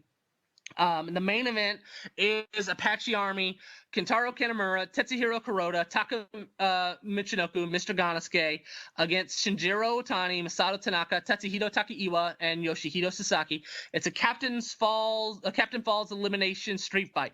The captains are Otani and Kanamura, so that means even if whoever gets pinned, the match keeps going. They're just eliminated. The only way the match ends is if Otani or Kanamura take the fall. And Yoshihito Sasaki also, like I said, he's in this match, and he definitely has this passion. He is a very passionate worker. He's a great worker at the time, but he came in through the FMW dojo and was an FMW wrestler, but then joined 01 as soon as FMW closed. So he's with the 01 guys, and he has he is showing so much passion and emotion. He's going right after Kanamura. He sends Kanamura through a table. All the wrestlers are brawling with each other all over the building. Taka would actually be the pretty much the guy that would that would get destroyed here. All the 0-1 guys are focusing on Taka. Taka gets busted open. They're like torturing Taka during this match, kicking him, just messing with them. Like I said, Taka's like bleeding all over the place. It's like 4-on-1. Eventually, Taka would make the hot tag to Kuroda, and like I said, this is like, I don't know. The crowd is waiting to erupt. They want to see the Apache Army win. They want what they want a month ago to happen again. Like, they're waiting to just show how much they love the guys. But the 0-1, like I said, 0-1 at this point is like, okay, we've let you win enough. We're taking over. And when we take over, like, they're like in control a majority of the match. And so the crowd never really is into this match. It's like they're waiting to like explode, but the 0-1 guys are just like I said, like they're destroying Taka throughout the match, blooding him up. Like, they're just in control of the whole match. There would be a spot where Ganosuke comes in and he ends up doing a Ganosuke clutch on Tatsuhito Takaiwa. They would do a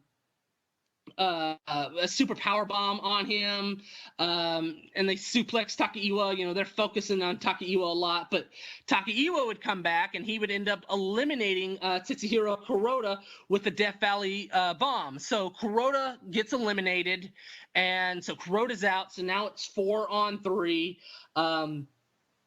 And at this point, Kanemaru comes in, and he's just going to go right after Otani. Because, like I said, it's either Kanemaru or Otani are the only ones that can lose for the match to end. So Kanemaru comes in, and he goes right away for a Samson clutch on Otani. Otani ends up kicking out. Yoshihiro Sasaki comes in and delivers a German suplex on Kanemaru, which leads to Otani putting Kanemaru in a crossface. And eventually, Kanemaru would end up having to tap out. So the 0-1 guys win, and like I said, they pin Kuroda, they pin Kanemaru. None of their guys get knocked out. They control the majority of the match. The crowd, a Fuyuki Army crowd, is waiting to just explode. They're ready to cheer for the guys, and it never happens. The 0-1 guys just pretty much, like I said, Ganosuke had some spots in there, but they pretty much dominated this whole match.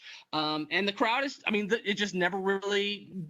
They just kind of watched and like, oh, it's kind of like going to like a sports team, a sporting event, waiting for your team to, at least make a comeback or at least, do something awesome. And it never happens. It was almost like a blowout. Like, there's just like nothing really there was nothing ever really to cheer for. And so that really kind of hurt the match, that there really wasn't anywhere near heat a month ago. And like I said, you could tell the fans wanted to erupt, but 0-1 at this point, it's like, okay, we've let you win for like almost nonstop for the last month. We're getting our wins back. And so, so like I said, so not only do they win, afterwards, the 0-1 guys, they're all standing over Kanemaru and like, mocking passion, like, we've won the war. And they're,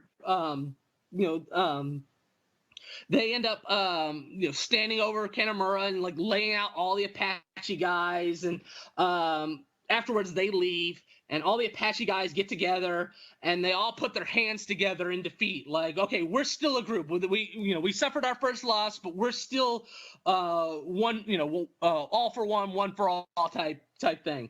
Well, Gentaro, who is not in the match, is pissed off at the 0-1 guys for what they did. So he attacks Samu Namaguchi, who is a 0-1 trainee. He hadn't even made his debut yet, young boy. He throws Namaguchi in the ring and begins beating him up, just destroying him. They're taking out all their frustration on this young boy, and they're cutting him up. And then you see Shin Hashimoto. He's watching. He's in the background of Corrigan Hall, and he's just watching the 0-1 guy, the Apache guys just beat up on this little 0-1 dojo boy. And so pretty much, like I said, Hashimoto is just watching. So Kanemaru gets on the mic. He sees Hashimoto. Hey, Hashimoto, come to the ring.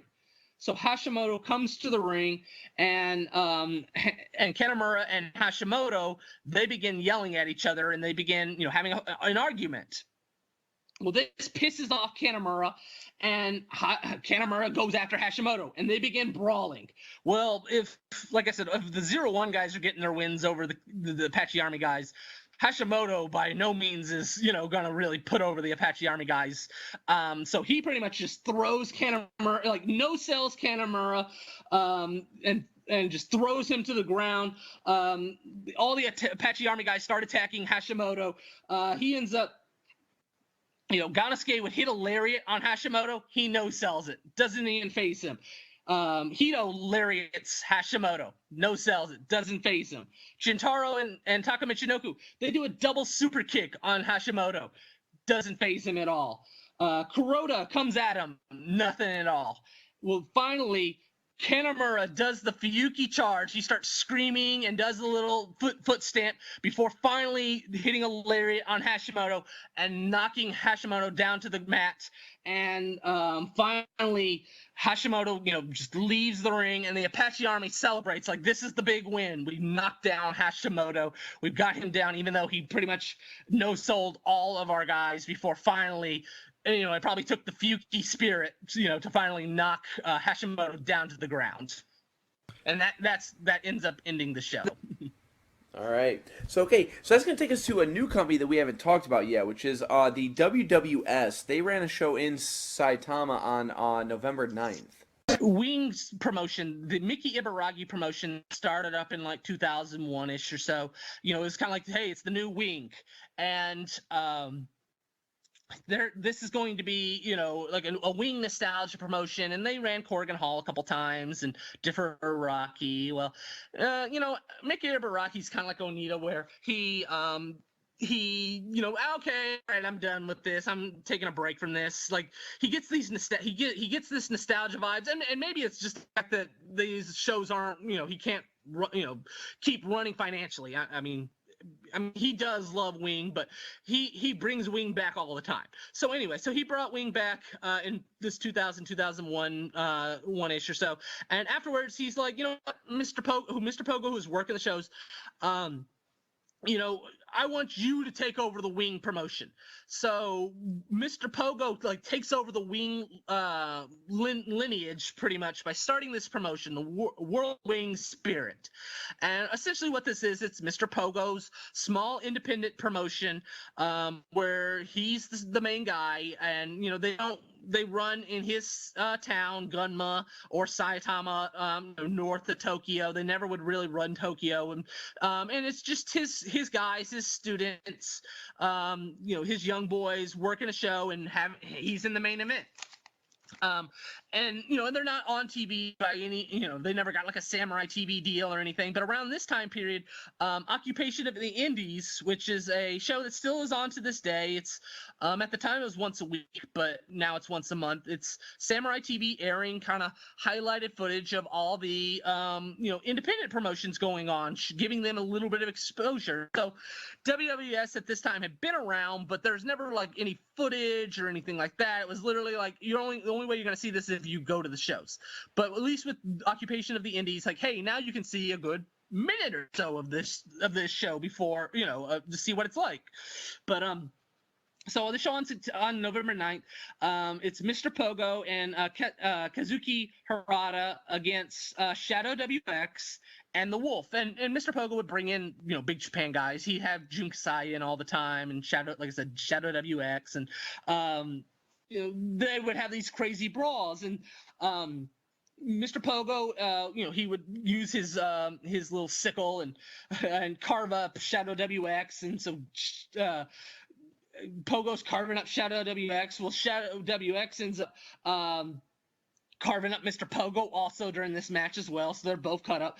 Eventually, Mr. Pogo and the Wolf, who's this mass wrestler for WWS, they would end up brawling in the outside, and they were fighting on a car and fighting, like throwing each other on a car outside, and it's kind of like the we talked about a couple episodes, like Survival to Beta, these kind of indies where like it's just this wild, crazy brawl where it's so poor and cheap, but there's a fan base there that really love it, and they're doing crazy things, and this is what this promotion pretty much was. And They're brawling out in the parking lot, and eventually they come back to the ring, and Pogo would spit his fireball out, and but eventually the ending is Shadow WX and the Wolf wrapping a chain around both Pogo and Harada, and they're choking Pogo and Harada out with with Pogo's chain, and eventually the referee would have to end the match with Shadow WX and the Wolf getting the win. And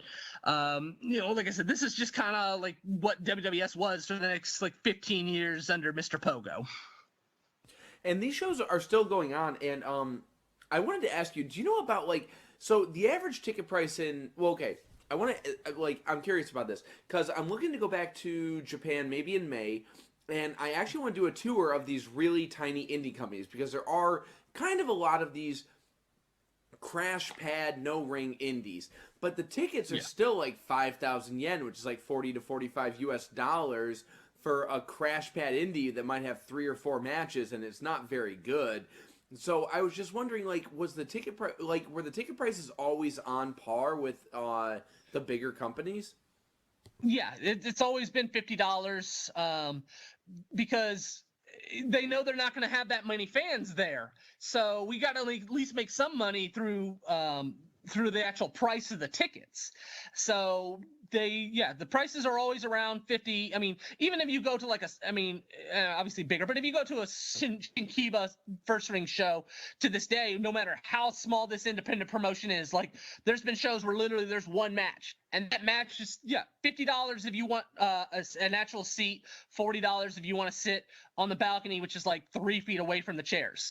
That's just how it's always been set up. And these small shows, they will charge as much because they know this fan base is passionate, that they're willing to pay that much amount of money to come to these shows. And hey, we need some type of profit because the fact that we might only get 30, 40 people, we need at least to make some money off those 30 or 40 people, because if we had the tickets at $5, $10, then okay, the gate's $300 and we can't even afford the building type thing. Okay, so here's a show that you sent me. Now, I'll be honest, I don't really know so much about it, so I'll let you go over it. But there was a show on November 11th, and I'll just let you go over that one.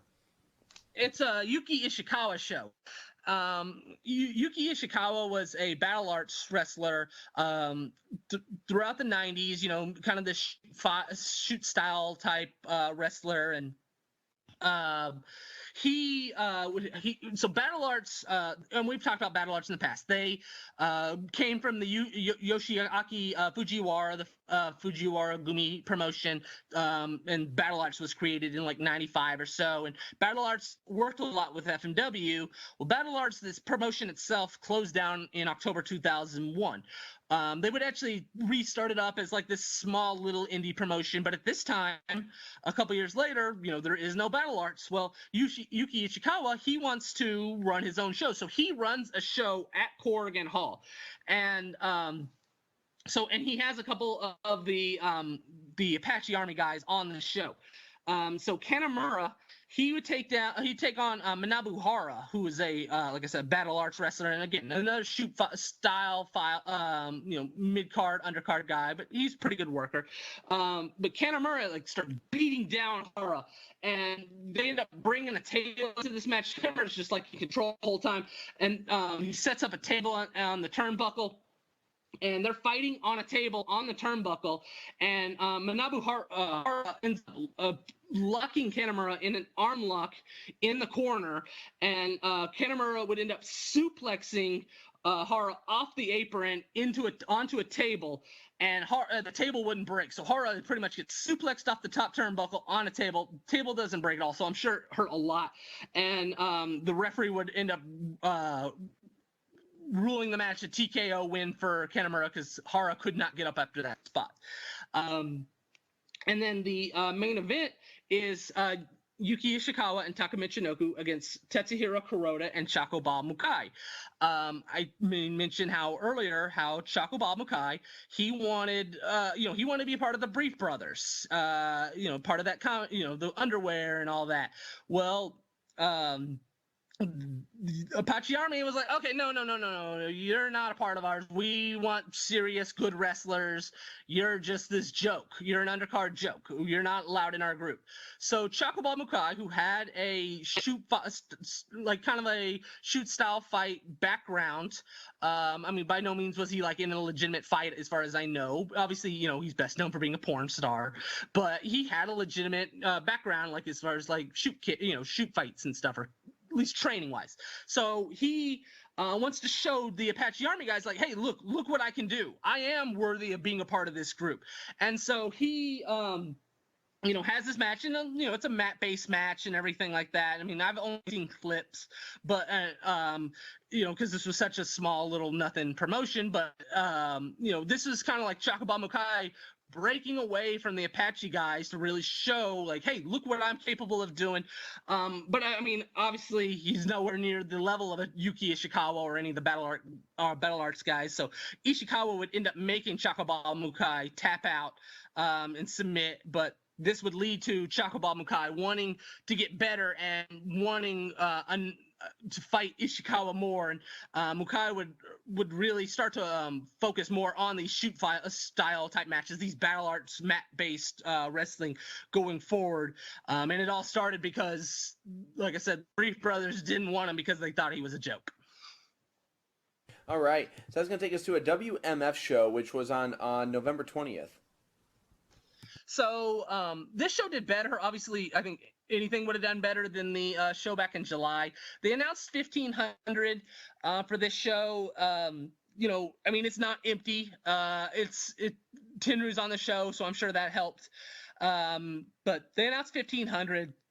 And Samurai, though, every Corrigan Hall show had always at least WMF. I talked about this last episode. WMF had always, they thought, okay, we're going to have a monthly show on Samurai. This is going to be something where Samurai is always, everyone can keep up with us after, even if we don't run Corrigan Hall, they're going to have a Samurai show for us. Well, after the first non-Corrigan Hall show, Samurai's like, nope, no more WMF unless you're working Corrigan.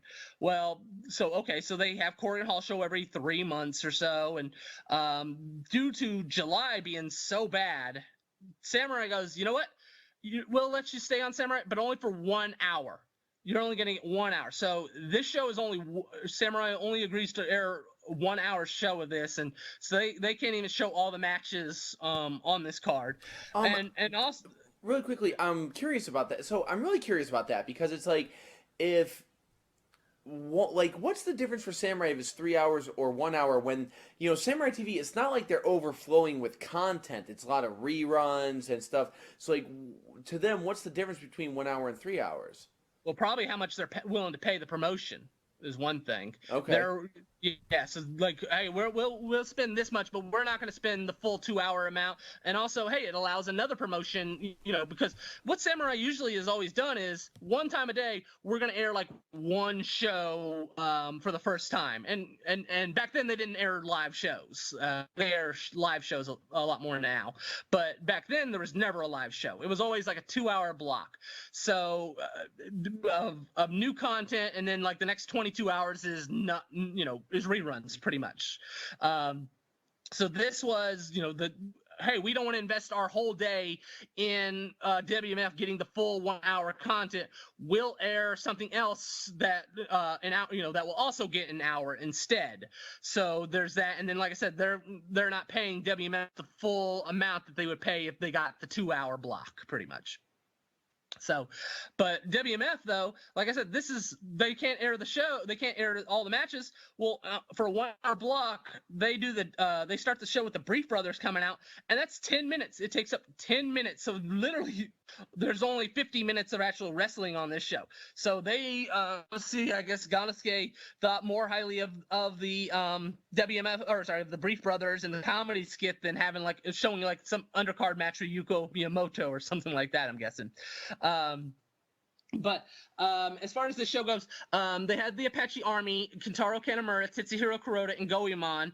They're the heels in WMF, even though they're the faces in the Fuyuki Army. They're going up against the Michinoku team of Jinsei Shinzaki, Kazuya Uyasa, and Seiji Keita, who I may mention, that's Akeda-kun. He had dropped being a comedy wrestler, and he actually had started touring for Michinoku Pro around this time period as well. So he's actually, even though he's a WMF guy, he's with the Michinoku Pro team. And so it's Michinoku Pro against Apache Army, and Kanamura does a spot where he grabs Shinzaki and by the arm, and he does the rope walk on Shinzaki. So he's walking the rope while holding Shinzaki's hand, and eventually Shinzaki would just let go, and Kanamura falls crotch first into the ropes. Shinzaki would end up throwing Kanamura into the corner and into the crowd. Kanamura would be thrown into the crowd, and they're brawling, and interesting thing also, off topic, but I was really interested by the fact when I was interviewing Kanamura that he does not like Shinzaki. He may mention pretty much just like he's an effing jobber. Like I don't know, there's something there. There's definitely some type of issue Kanamura has with Shinzaki, but I think this is the last time that they actually worked together. But anyway, so they're brawling in the crowd, and eventually the finishing sequence would be Akeda going up against Goemon. Akeda would end up hitting a clothesline on Goemon, and Akeda would get the win over Goemon. So Akeda gets the big win, the Michinoku Pro guys win, and this is kind of like, hey, look, Akeda beat an actual legitimate wrestler. Take him seriously. WMF is really kind of pushing for the, again, it's just kind of like, hey, we need to push these young guys that we promised we'd push and make them stars. And so Akeda gets the big win over Goemon. And then the main event is Mr. Ganosuke and Hito against Hayabusa, which is Tenryu, and Mama Sasaki. And Tenryu would actually come out to a Hayabusa Tenryu remix theme song. Like Tenryu's beat, the beat of Tenryu pretty much mixed in with the Hayabusa song. Ganosuke and Tenryu, they brawl during this match. They brawl all throughout the crowd, and like they're up in the upper deck, pretty much of the crowd, like up against the wall. Tenryu is like throwing He grabs a book bag of a fan and throws it at Ganosuke. And then, like I said, they're just brawling all over the crowd here. And eventually, they would get back into the ring. Ganosuke and Hito are outside the ring. Mama Sasaki and Tenryu are in the ring. Tenryu uses Mama Sasaki to fling his body over the top rope. So Tenryu does a plancha here. That's, I guess, his biggest high flying move is he's gonna do. He takes out Ganosuke and Hito. Eventually Ganosuke would go low and on Tenryu, and Hito would end up using the barbed wire bat on Tenryu, and then as they're cutting Tenryu up with the barbed wire bat, they ended up unmasking Tenryu. So they pull the Hayabusa mask off Tenryu, and Tenryu is pissed off. He starts hitting them hard and chopping them.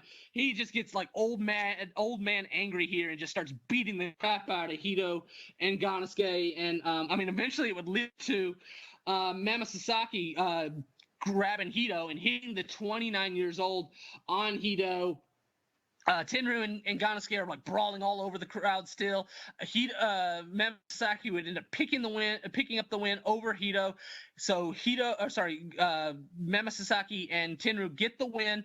And afterwards, Mammoth Sasaki would challenge Tenryu to a match at the next Corrigan Hall show. So Mammoth and Tenryu is going to be the main event of the December Corrigan Hall show to end the year. Now, one quick question. I'm sure that you don't know the actual answer, but I'm curious. For a company like WMF to bring in Tenryu, is he kind of doing them a favor, or does he want the full payday? Because he's a very big star at this point. He wants the full payday. He's willing to work. I don't know if he's making as much as what he's making in All Japan. So I'm sure there's a little bit of a discount. I know, I know with Kanamura or so, hey, if I'm working New Japan, I'm making more than when I'm working a small little indie promotion. So in a sense, it's he's getting paid less than big time bucks, but I'm sure he's still making good money. Probably he's making more money than like anyone else on the show. So it's not really a favor, but hey, I'll take my price tag down a little bit for you because you're a smaller promotion, but it's not like Mr. Ganasuke or Kanemaru is going to make more than me. I'm still the top star. I'm still going to make the most money on the show. All right. So, okay, that's going to take us to on December 5th, a Fukigun show.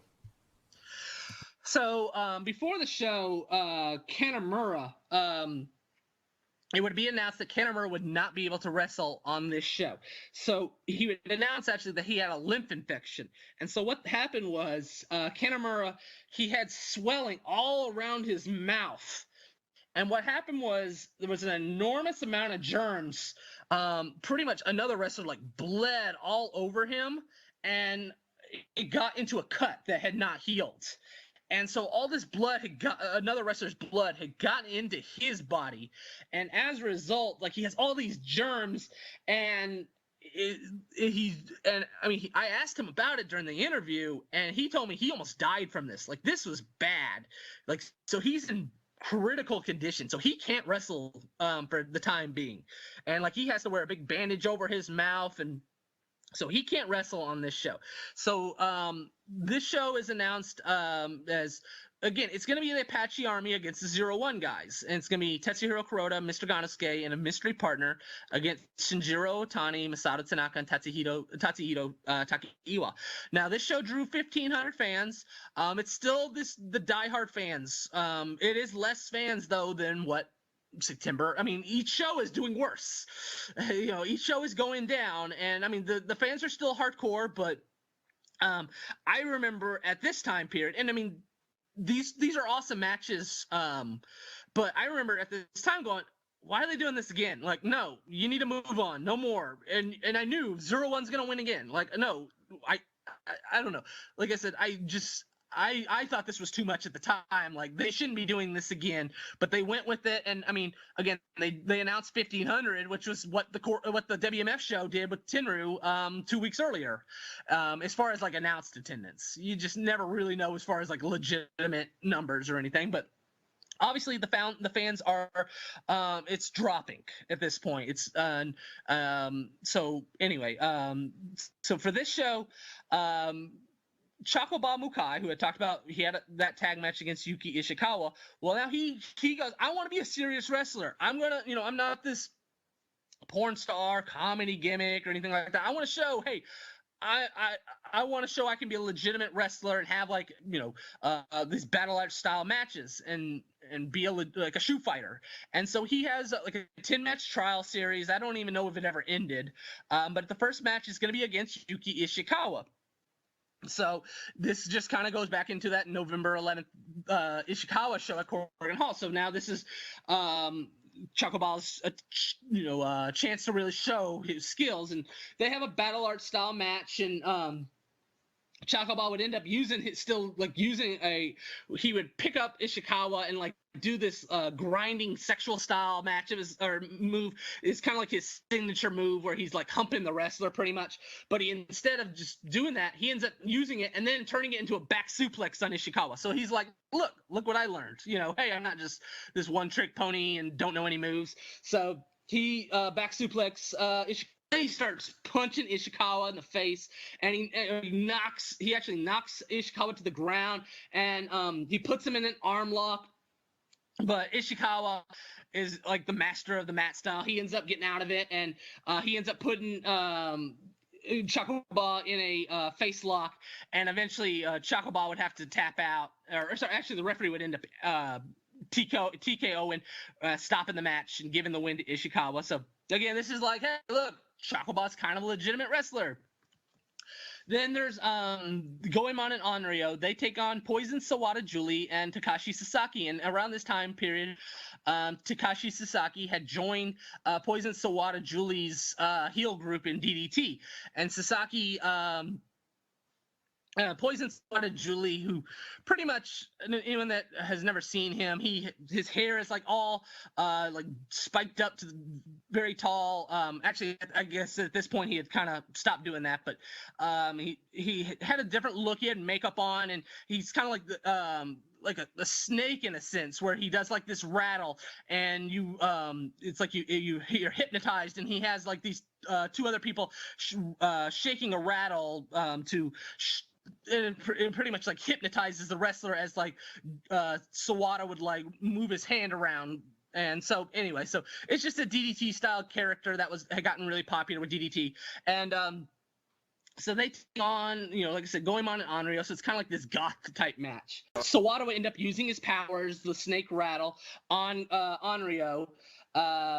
And then Sawada would end up doing his cattle mutilation on Onryo, and but Onryo would eventually, fight back, and he would throw powder in Sawada's face, but he would try to throw powder in Sawada's face, but Sawada would end up turning Goemon around, and so Onryo would actually throw the powder in Goemon's face, and as a result, Sasaki, who, like I said, now he's a part of Sawada's group, and so he has makeup all over his face. I actually really like this look on Sasaki. I actually wish he had kept it longer, but he turned face and broke from like the trance and the manipulation of Sawada like a month or two later. But like I said, right now Sasaki's a heel, being like a hypnotized member, a brainwashed member of Sawada's group.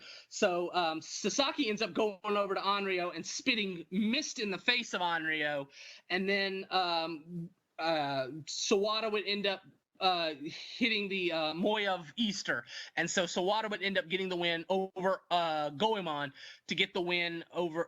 So Sawada and Takashi Sasaki get the win. The semi-main event would be John Zandig taking on Hito in a Falls Count Anywhere barbed wire board street fight. And again, this is like Hito. You're gonna be in the semi-main event. You're gonna lose. You're gonna have a good death match. And so this one's against Zandig. They brawl into the crowd right away. And eventually they go up to the second floor balcony where Hito is trying to throw Zandig off the balcony. That never works, though. Zandig is like holding onto the railing, and so he never ends up actually getting to throw Zandig off. They end up brawling back downstairs, back into the ring. They get a ladder. Hito does a flip off the turnbuckle onto the ladder on Zandig. Eventually, Zandig would powerbomb Hito on a barbed wire board. Then Zandig would bring out the thumbtacks out of a bag and dump them all over the stage, right next to the ring. So this is outside the ring. Zandig's trying to powerbomb Hito, but Hito would end up DDTing Zandig on the tacks and on a stack of chairs as well. But eventually, Zandig would fight back, and he would get the win with hitting a power bomb on the stage. So Zandig gets the win and hugs Hito. They hug and embrace. They do an interview afterwards where it's like they're going to be a team, and they're going to like Zandig's gonna join the Apache Army type thing, and like I said, he worked one more show for 0-1 the next show, the next day with Hito going up against the 0-1 guys, and I don't think Zandig was ever brought back to 0-1 after that. So I think other than the next day, I think that was the end of Zandig in Japan, as far as I know, as far as off the top of my head. And then the main event is a War Games cage barbed wire bat match. So at the very least, yeah, it's the same match, 0-1 versus Apache, but at least they are changing the gimmicks of the stipulations of the match. First one was a street fight, then it's a Captain Falls. Well, now here's a War Games match. And again, it's the FMW style of War Games where it's one ring and it's three guys, and it's every couple of minutes both guys come at the same time. It's not the WCW style where one by one, it's both guys hit the ring at the same time. So there's never an unfair advantage. Tanaka and Kuroda, they're the first ones to fight, to go at each other. And then eventually Takaiwa and Ganosuke, they're the second ones to come into the match. and Ganosuke, he actually Taki Iwa and Ganosuke, they grab chairs and they start doing that chair swinging sword fight where they're trying to swinging chairs at each other, kind of what Mike Awesome and Masato Tanaka would do all the time. So eventually Ganosuke and Taki Iwa get into the ring, and so now it's 2-on-2, and like I may mention, Kanemaru's out, so there's a mystery guy. This is gonna be the third guy is gonna be the mystery guy to be revealed to the Apache Army, and so like I said, it's 2-on-2, and then Mama Sasaki's music hits, and the crowd pops. And Mama Sasaki comes out, and he's wearing an Apache Army shirt. And like I said, the crowd is going crazy here. They are so excited because Mama Sasaki, as with the whole Apache Army thing, and him being the face of WMF, it actually kind of hurt the Apache Army. I felt hurt Mama Sasaki because he's just in these undercard matches that didn't mean anything in the Fuyuki Army prior to this match. It was kind of like, oh yeah, it's Ganosuke, it's Kanemaru, it's Kuroda, it's Hito, and then Mama Sasaki and Akeda. He was like in the second match, and he's supposed to be the top guy in WMF, so I always thought that kind of hurt WMF, but Mama Sasaki now is a part of the Apache Army, so he is joined. As he's coming to the ring, he grabs a bunch of chairs and just starts throwing them over the cage. And he comes into the ring, into the cage, and he ends up grabbing he ends up climbing the ladder and grabbing the barbed wire bat, but Otani would actually knock him off the ladder. Otani is the other guy coming in for the 0-1 at the same time as that Mama came into the ring. And so with how the FMW cage matches would do, they always have these handcuffs in the ring. So, hey, you can handcuff your opponent, and it can be like a handicap match. Well, the Apache Army guys end up handcuffing Otani to the cage. And so Otani is in the cage, and there's no key. And Taki Iwa is pissed off. So he climbs over the cage, gets out of the ring, and goes into the crowd where Yuzi, who a couple episodes ago I talked about how he was the old Garuda, like the WEW fake Garuda that Fuyuki brought in, upset over the fact that he didn't get the real Garuda, so he made another guy a fake Garuda. Well, then eventually he took the mask off and he went by UZ, and he wasn't really much of a wrestler, so they made him the ring announcer. So he's the ring announcer sitting at the ring announcing table. Taka Iwa comes over to him like, you better give me that effing key, boy. And eventually Taka Iwa, he grabs the key from Yuzi and tosses the key over the cage to Tanaka, and Tanaka would unlock Otani. So Otani is free now. So it's back to 3-on-3. Ganosuke, Taka Iwa gets back in the cage. Ganosuke does a Ganosuke clutch right away on Taka Iwa. Like, welcome back to the cage. Here's the Ganosuke clutch. But Taka Iwa would kick out. Taka Iwa and Tanaka would actually end up double teaming on Ganosuke. They'd pick up Ganosuke and throw him into the cage like a bullseye, like a dart, like a lawn dart, throwing him into the cage. And then they would actually lock Ganosuke to the cage afterwards. So now Ganosuke is locked into the cage, and he's trying to get out. And Shinjuku Shark, who's around ringside, he ends up getting the key and unlocking Ganosuke, but Otani and Tanaka see this, and they go right back to Ganosuke, and like I said, Ganosuke was free for like 3 seconds before Tanaka and Otani lock Ganosuke right back into the with the handcuffs into the cage. So Ganosuke is back locked up. Eventually, Mama Sasaki would kick Tanaka right into Ganosuke's arm. So Ganosuke is now holding on to Tanaka because that's all he can do. He's locked, handcuffed to this cage. He can't move around. So all he can do is just make sure that this match at least goes 2-on-2. So he's holding on to Tanaka when a pop like this crowd starts going crazy. Ryuji Ito comes out. And Ryuji Ito comes into the cage and starts climbing up the cage, and Kuroda gets a table and sets it up, and puts Otani on the table, and Ryuji Ito does a dragon splash off the cage onto Otani. So, and the crowd pops for this big time as well. Ryuji Ito is a part of the Apache Army. He's a part of that group, helping the Apache Army out.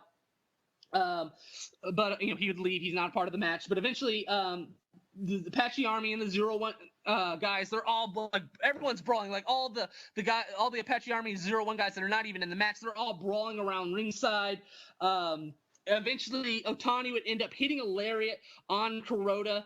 Tanaka would end up hitting a frog splash on Kuroda, and then Otani would finish off Kuroda with the spiral bomb and get the win. So again, 0-1 gets the win over the Apache Army.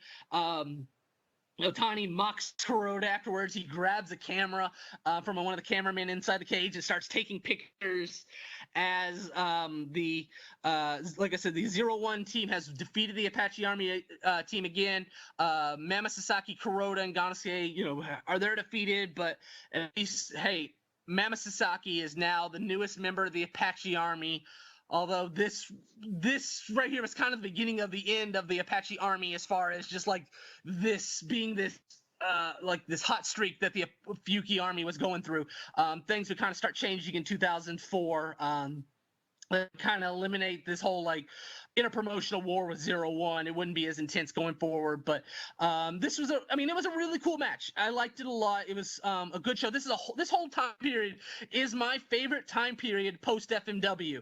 It really, Goito was the booker. He really brought back that FMW spirit, that FMW magic, that FMW even under Fuyuki, really lacked. And it's not really remembered because Fuyuki Army didn't last that long, and it's just was during this time period. But these type of matches and this fan base and the crowd just being hot and going crazy, and just this war with 0-1.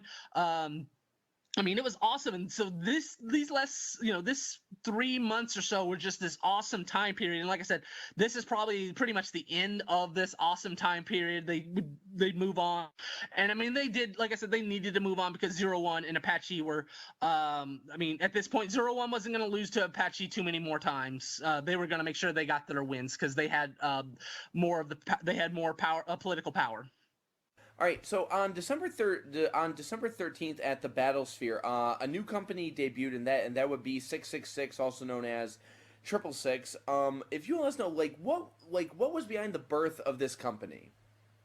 So, Crazy SKB, who was a punk rocker, I don't know if most people know what he looks like, but he has like these gigantic spiked red hair, and he's kind of like has like this clown. He's like a goth clown makeup type thing, and he's in all black. And so he was this punk rocker, pretty semi-famous rocker in the early 90s. He was a big fan of Wing and Mr. Pogo. He loved like this deathmatch hardcore wrestling, and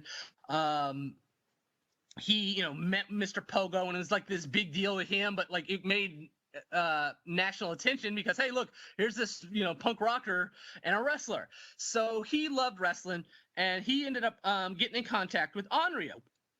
And with Onryo, they created 666, and it so SKB is the owner of the promotion, but he doesn't really know that much about wrestling. Onryo is going to be the guy to like really help with the shows. So Onryo is like it's pretty much them. Onryo and SKB start up this promotion, and Onryo, who's at this moment still a WMF guy, but like 666 becomes his love, his focus. And eventually his home as far as wrestling goes. There was an interview Onryo did, and there was a question. It was like, what would you do if you won the lottery? And he goes, I would put all my money towards 666. Like, that's how much he loved 666. So it's Onryo and SKB, and pretty much it's what it is they would run the Battlesphere about 4 times a year, like every March, every June 6th, every around like August or so, and then maybe September, and then December 23rd. So they run about 4 shows every year. That's all the money that they're willing to put in. Again, in a small building, Battlesphere, and then eventually they begin running Shinkiba, and it's just this crazy. It's a crazy promotion. It hasn't made TV that much, but I mean, there's been a lot of highlights released and throughout the years, and like you said, I mean, it's still going. It's 15 years in at this point. And it's got a fan base. I don't know how much. They've always announced 666 fans at every 666 show, so I can never really tell you how many actual fans are at these shows. But I mean, like I said, they like the early mid-card matches or like comedy matches, or some of their students would wrestle. Onryo would have kind of like a main focus match, like he may be taking on Mikami or teaming up with Goemon, against a Dick to Go or a Kanamura, just like these tag matches and stuff like that. And then they always would have, and they still to this day, they have these like matches that are not allowed on to air because they're like so crazy. And again, I haven't seen, like, they're not allowed to air, they're not allowed to like show pictures. I know a lot of like fireworks is used and stuff like that, but it's always like crazy SKB, like Jun Kasai, this mass wrestler like Senpai, and they would go and they'll go up against like a different team each time. Like sometimes they'll be against like aliens, so there'll be these guys all dressed up as aliens, or it'll be up against like this group as terrorists, and it'll be like a guy in a Saddam Hussein mask, a guy in a Osama bin Laden mask, and a guy in a George Bush mask. Stuff like that they would do. And so like I said, it's not taped. It's not that specific type of match each time is not taped or not, and pictures are not allowed because it's just so crazy. But I mean, it's got like this it's got a cult. It's definitely a cult following. I mean, it's not by any means like a big promotion, but I mean, it seems like it's going to be around until Onryo retires, because this is his passion project, and he's still. I mean, he keeps it going, and as long as he's wrestling, he's going to keep it going. I mean, he even has his daughter, who probably most people know the promotion from her, Ranmaru. She started when she was 6, and she was wrestling. She would wrestle on the shows in comedy matches, and then she went away for a couple years to grow up, go to high school and stuff, and now she's like 18, and now she's back, and she's her face is, she has like this goth, she's always had this goth face paint, but now she like matured into this woman, and she's in all these she's not by any means a good wrestler or really trained, but she's having these like legitimate matches and stuff now. But I mean, like I said, probably most people would know this promotion based off the fact that they were kind of the first ones to start having like a 6-year-old girl in matches. I think that the single most shared clip I remember, there was a 4-minute promo clip that someone grabbed and put up, and it featured Kasai and his team in the mass of George W. Bush, Saddam Hussein, Osama bin Laden, and then in the middle of it, one of the wrestlers, they take the daughter hostage with a gun to her head, and they hang somebody from a balcony. It's like this 4-minute ridiculous video, and on YouTube it had like 150,000 views. And I mean, we're talking back in like 2010 or so, but that's what most people know of 666. So I was always curious about that. Okay. We got a couple shows left. December 25th, 01. So 01 would hold a show at Corrigan Hall. And they would have 3 shows like back to back, the 24th, the 25th, and the 26th. And the 25th had a bunch of like the Apache Army guys on the show. And it was like a special main event each show.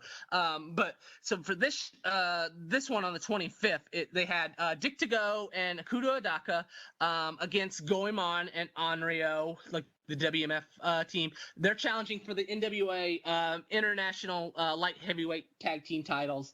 Onryo would almost get the win over Dick to Go with the Onryo clutch, but eventually Dick to Go would hit a pedigree and a senton on Onryo and get the win to defend the titles. And then Tetsuhiro Kuroda and Mr. Ganasuke would challenge for the All-Asian tag titles against Tenju Kaiser, who is Kamikaze, and Jun Kasai. And like I may mention, Kanemaru and Kuroda won the All-Asian tag titles back in October, but now they had to vacate them because Kanemaru has that illness where he can't compete. So this is for the vacant tag team titles. This is, I believe, Ganasuke and Kasai's first time taking on each other. Kasai would go for a Pearl Harbor splash, but as he's at the top turnbuckle, Kuroda would grab his leg, allowing Ganasuke to pick up Kasai and deliver a Fire Thunder through a table on Kasai. Eventually, Ganasuke would hit a lariat and then a Fire Thunder again and finish off Kasai. And so Ganasuke and Kuroda are the All-Asian Tag Team Champions. And then Mammoth Saki would take on Shinjiro Otani. Mammoth would hit a Mammoth home run on Otani. So that's like when you put the chair over the guy's head and then pick up another chair and smash it up against the guy's head with the chair on over him. But Otani would fight back. Otani would hit his face wash kick on Mammoth, and eventually he would put Sasaki in a crossface, and the referee would stop the match and reward the win to Otani. So again, it's more, okay, we'll give you Ganasuke a win over Kasai, but Mammoth's losing to Otani as a result. Just stuff like that, if you're when working with 0-1. All right, and the final show that we're going to go over is December 27th, WMF. So they would run Corrigan Hall again, and they would announce 1,500. So again, it's decent, but it's that's a decent crowd. But it's definitely the electricity is definitely gone with WMF. But they would have Mikami and Onryo team up. Mikami was a very popular DDT wrestler that would kind of had a Jeff Hardy persona, and they would take on Tomoya Adachi and Asian Cougar. So this Tomoya Adachi, like I said, he's this indie wrestler, and he's still going to this day. But he had these awesome spots that he could do. He did this awesome tope on Mikami during this match. Onryo would do a tope con hilo on Tomoya Adachi.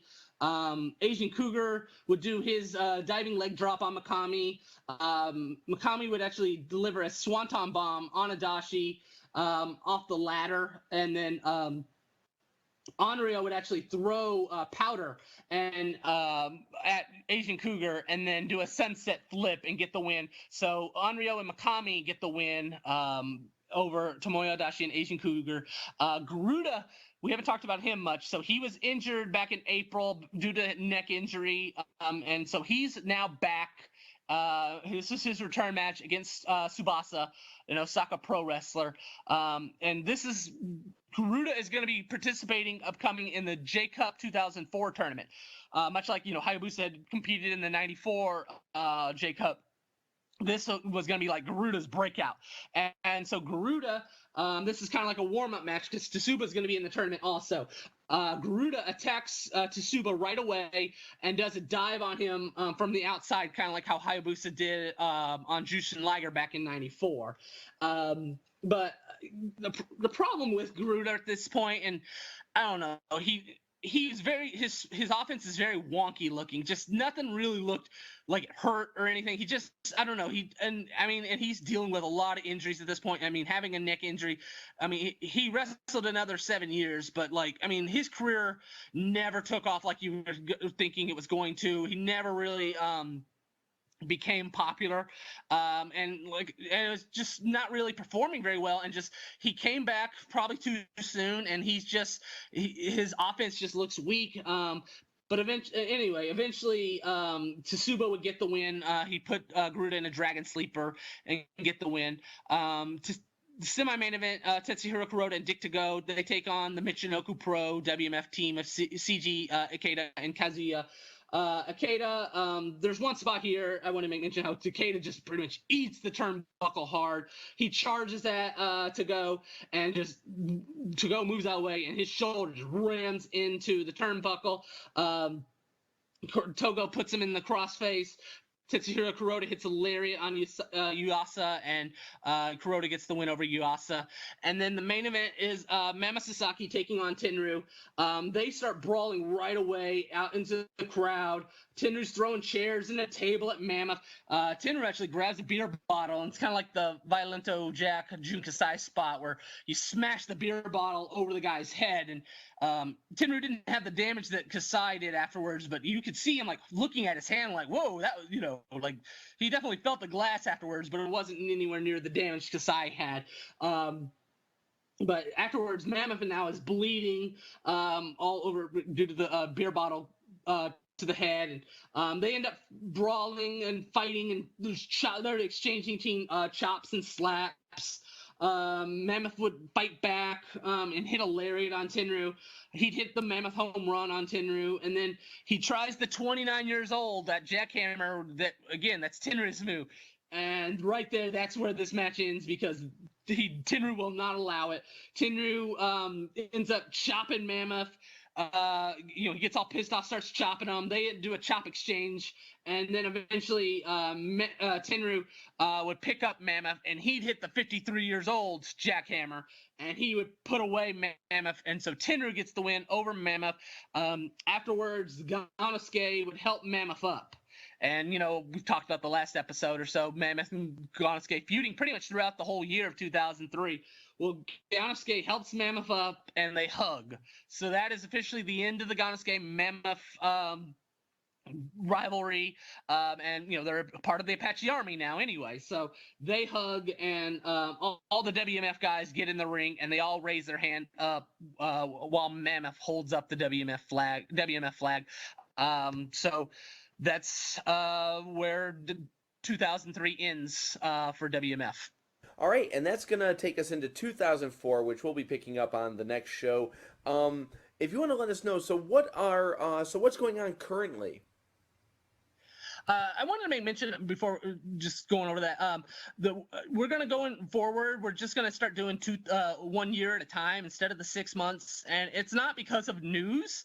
It's literally because still a lot happens in the second half of 2004, but it's actually just kind of a lack of interest of what happens in 2004. I don't really feel the need to do like an episode on the second half of 2004 because really there's not that much interesting things that happen. Like all the interesting stuff happens the first half. So I think at least for the next couple years, just doing 1 year an episode, at least until 2008 is probably the best. Because like I said, I don't want to do an episode where there's not really anything interesting happening.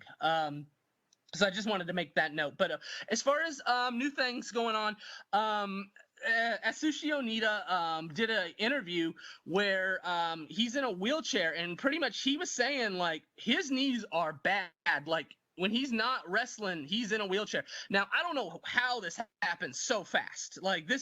Because he was doing an interview at the Giant Baba showcase on January 3rd, and, he's walking around just fine. And now here we are 2 weeks later, and, he's saying, I can't wrestle. I mean, I can still wrestle, but just living life, I need to be in a wheelchair. So he says, I'm not going to miss he's going to wrestle in February at the Giant Baba Memorial Show at Sumo Hall, and he's also going to wrestle at the Stardom Idols show.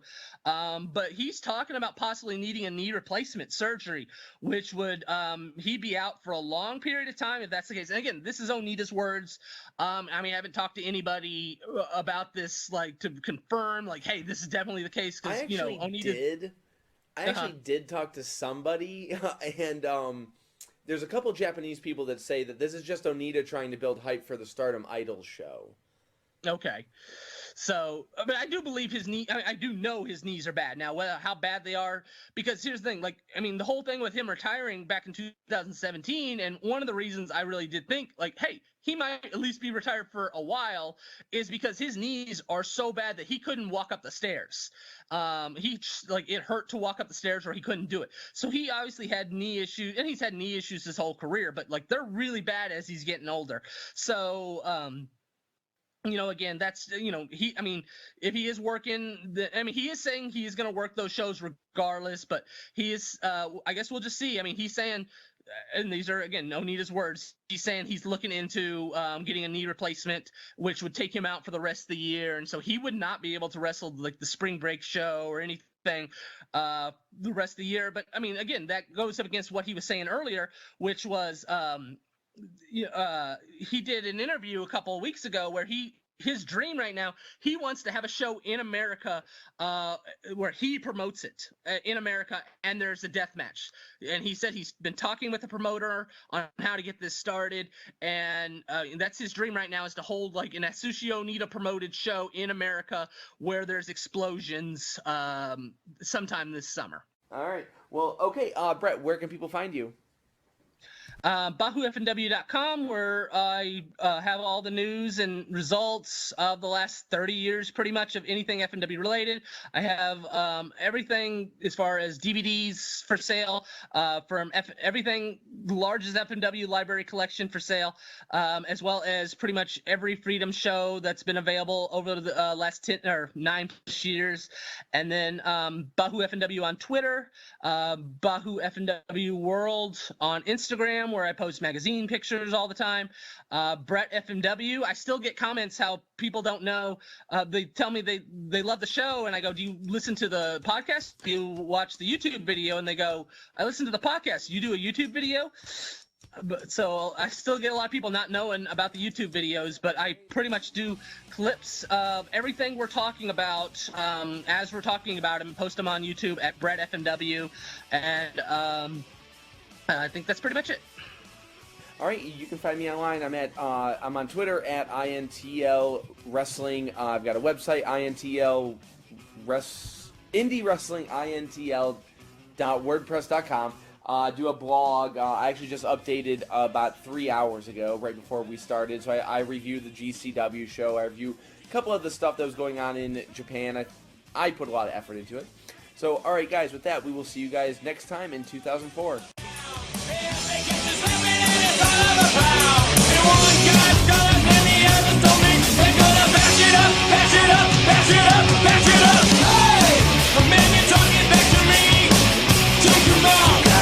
Separated. Hey, and man, you're disrespecting me. Take him out. You gotta keep them separated. Hey.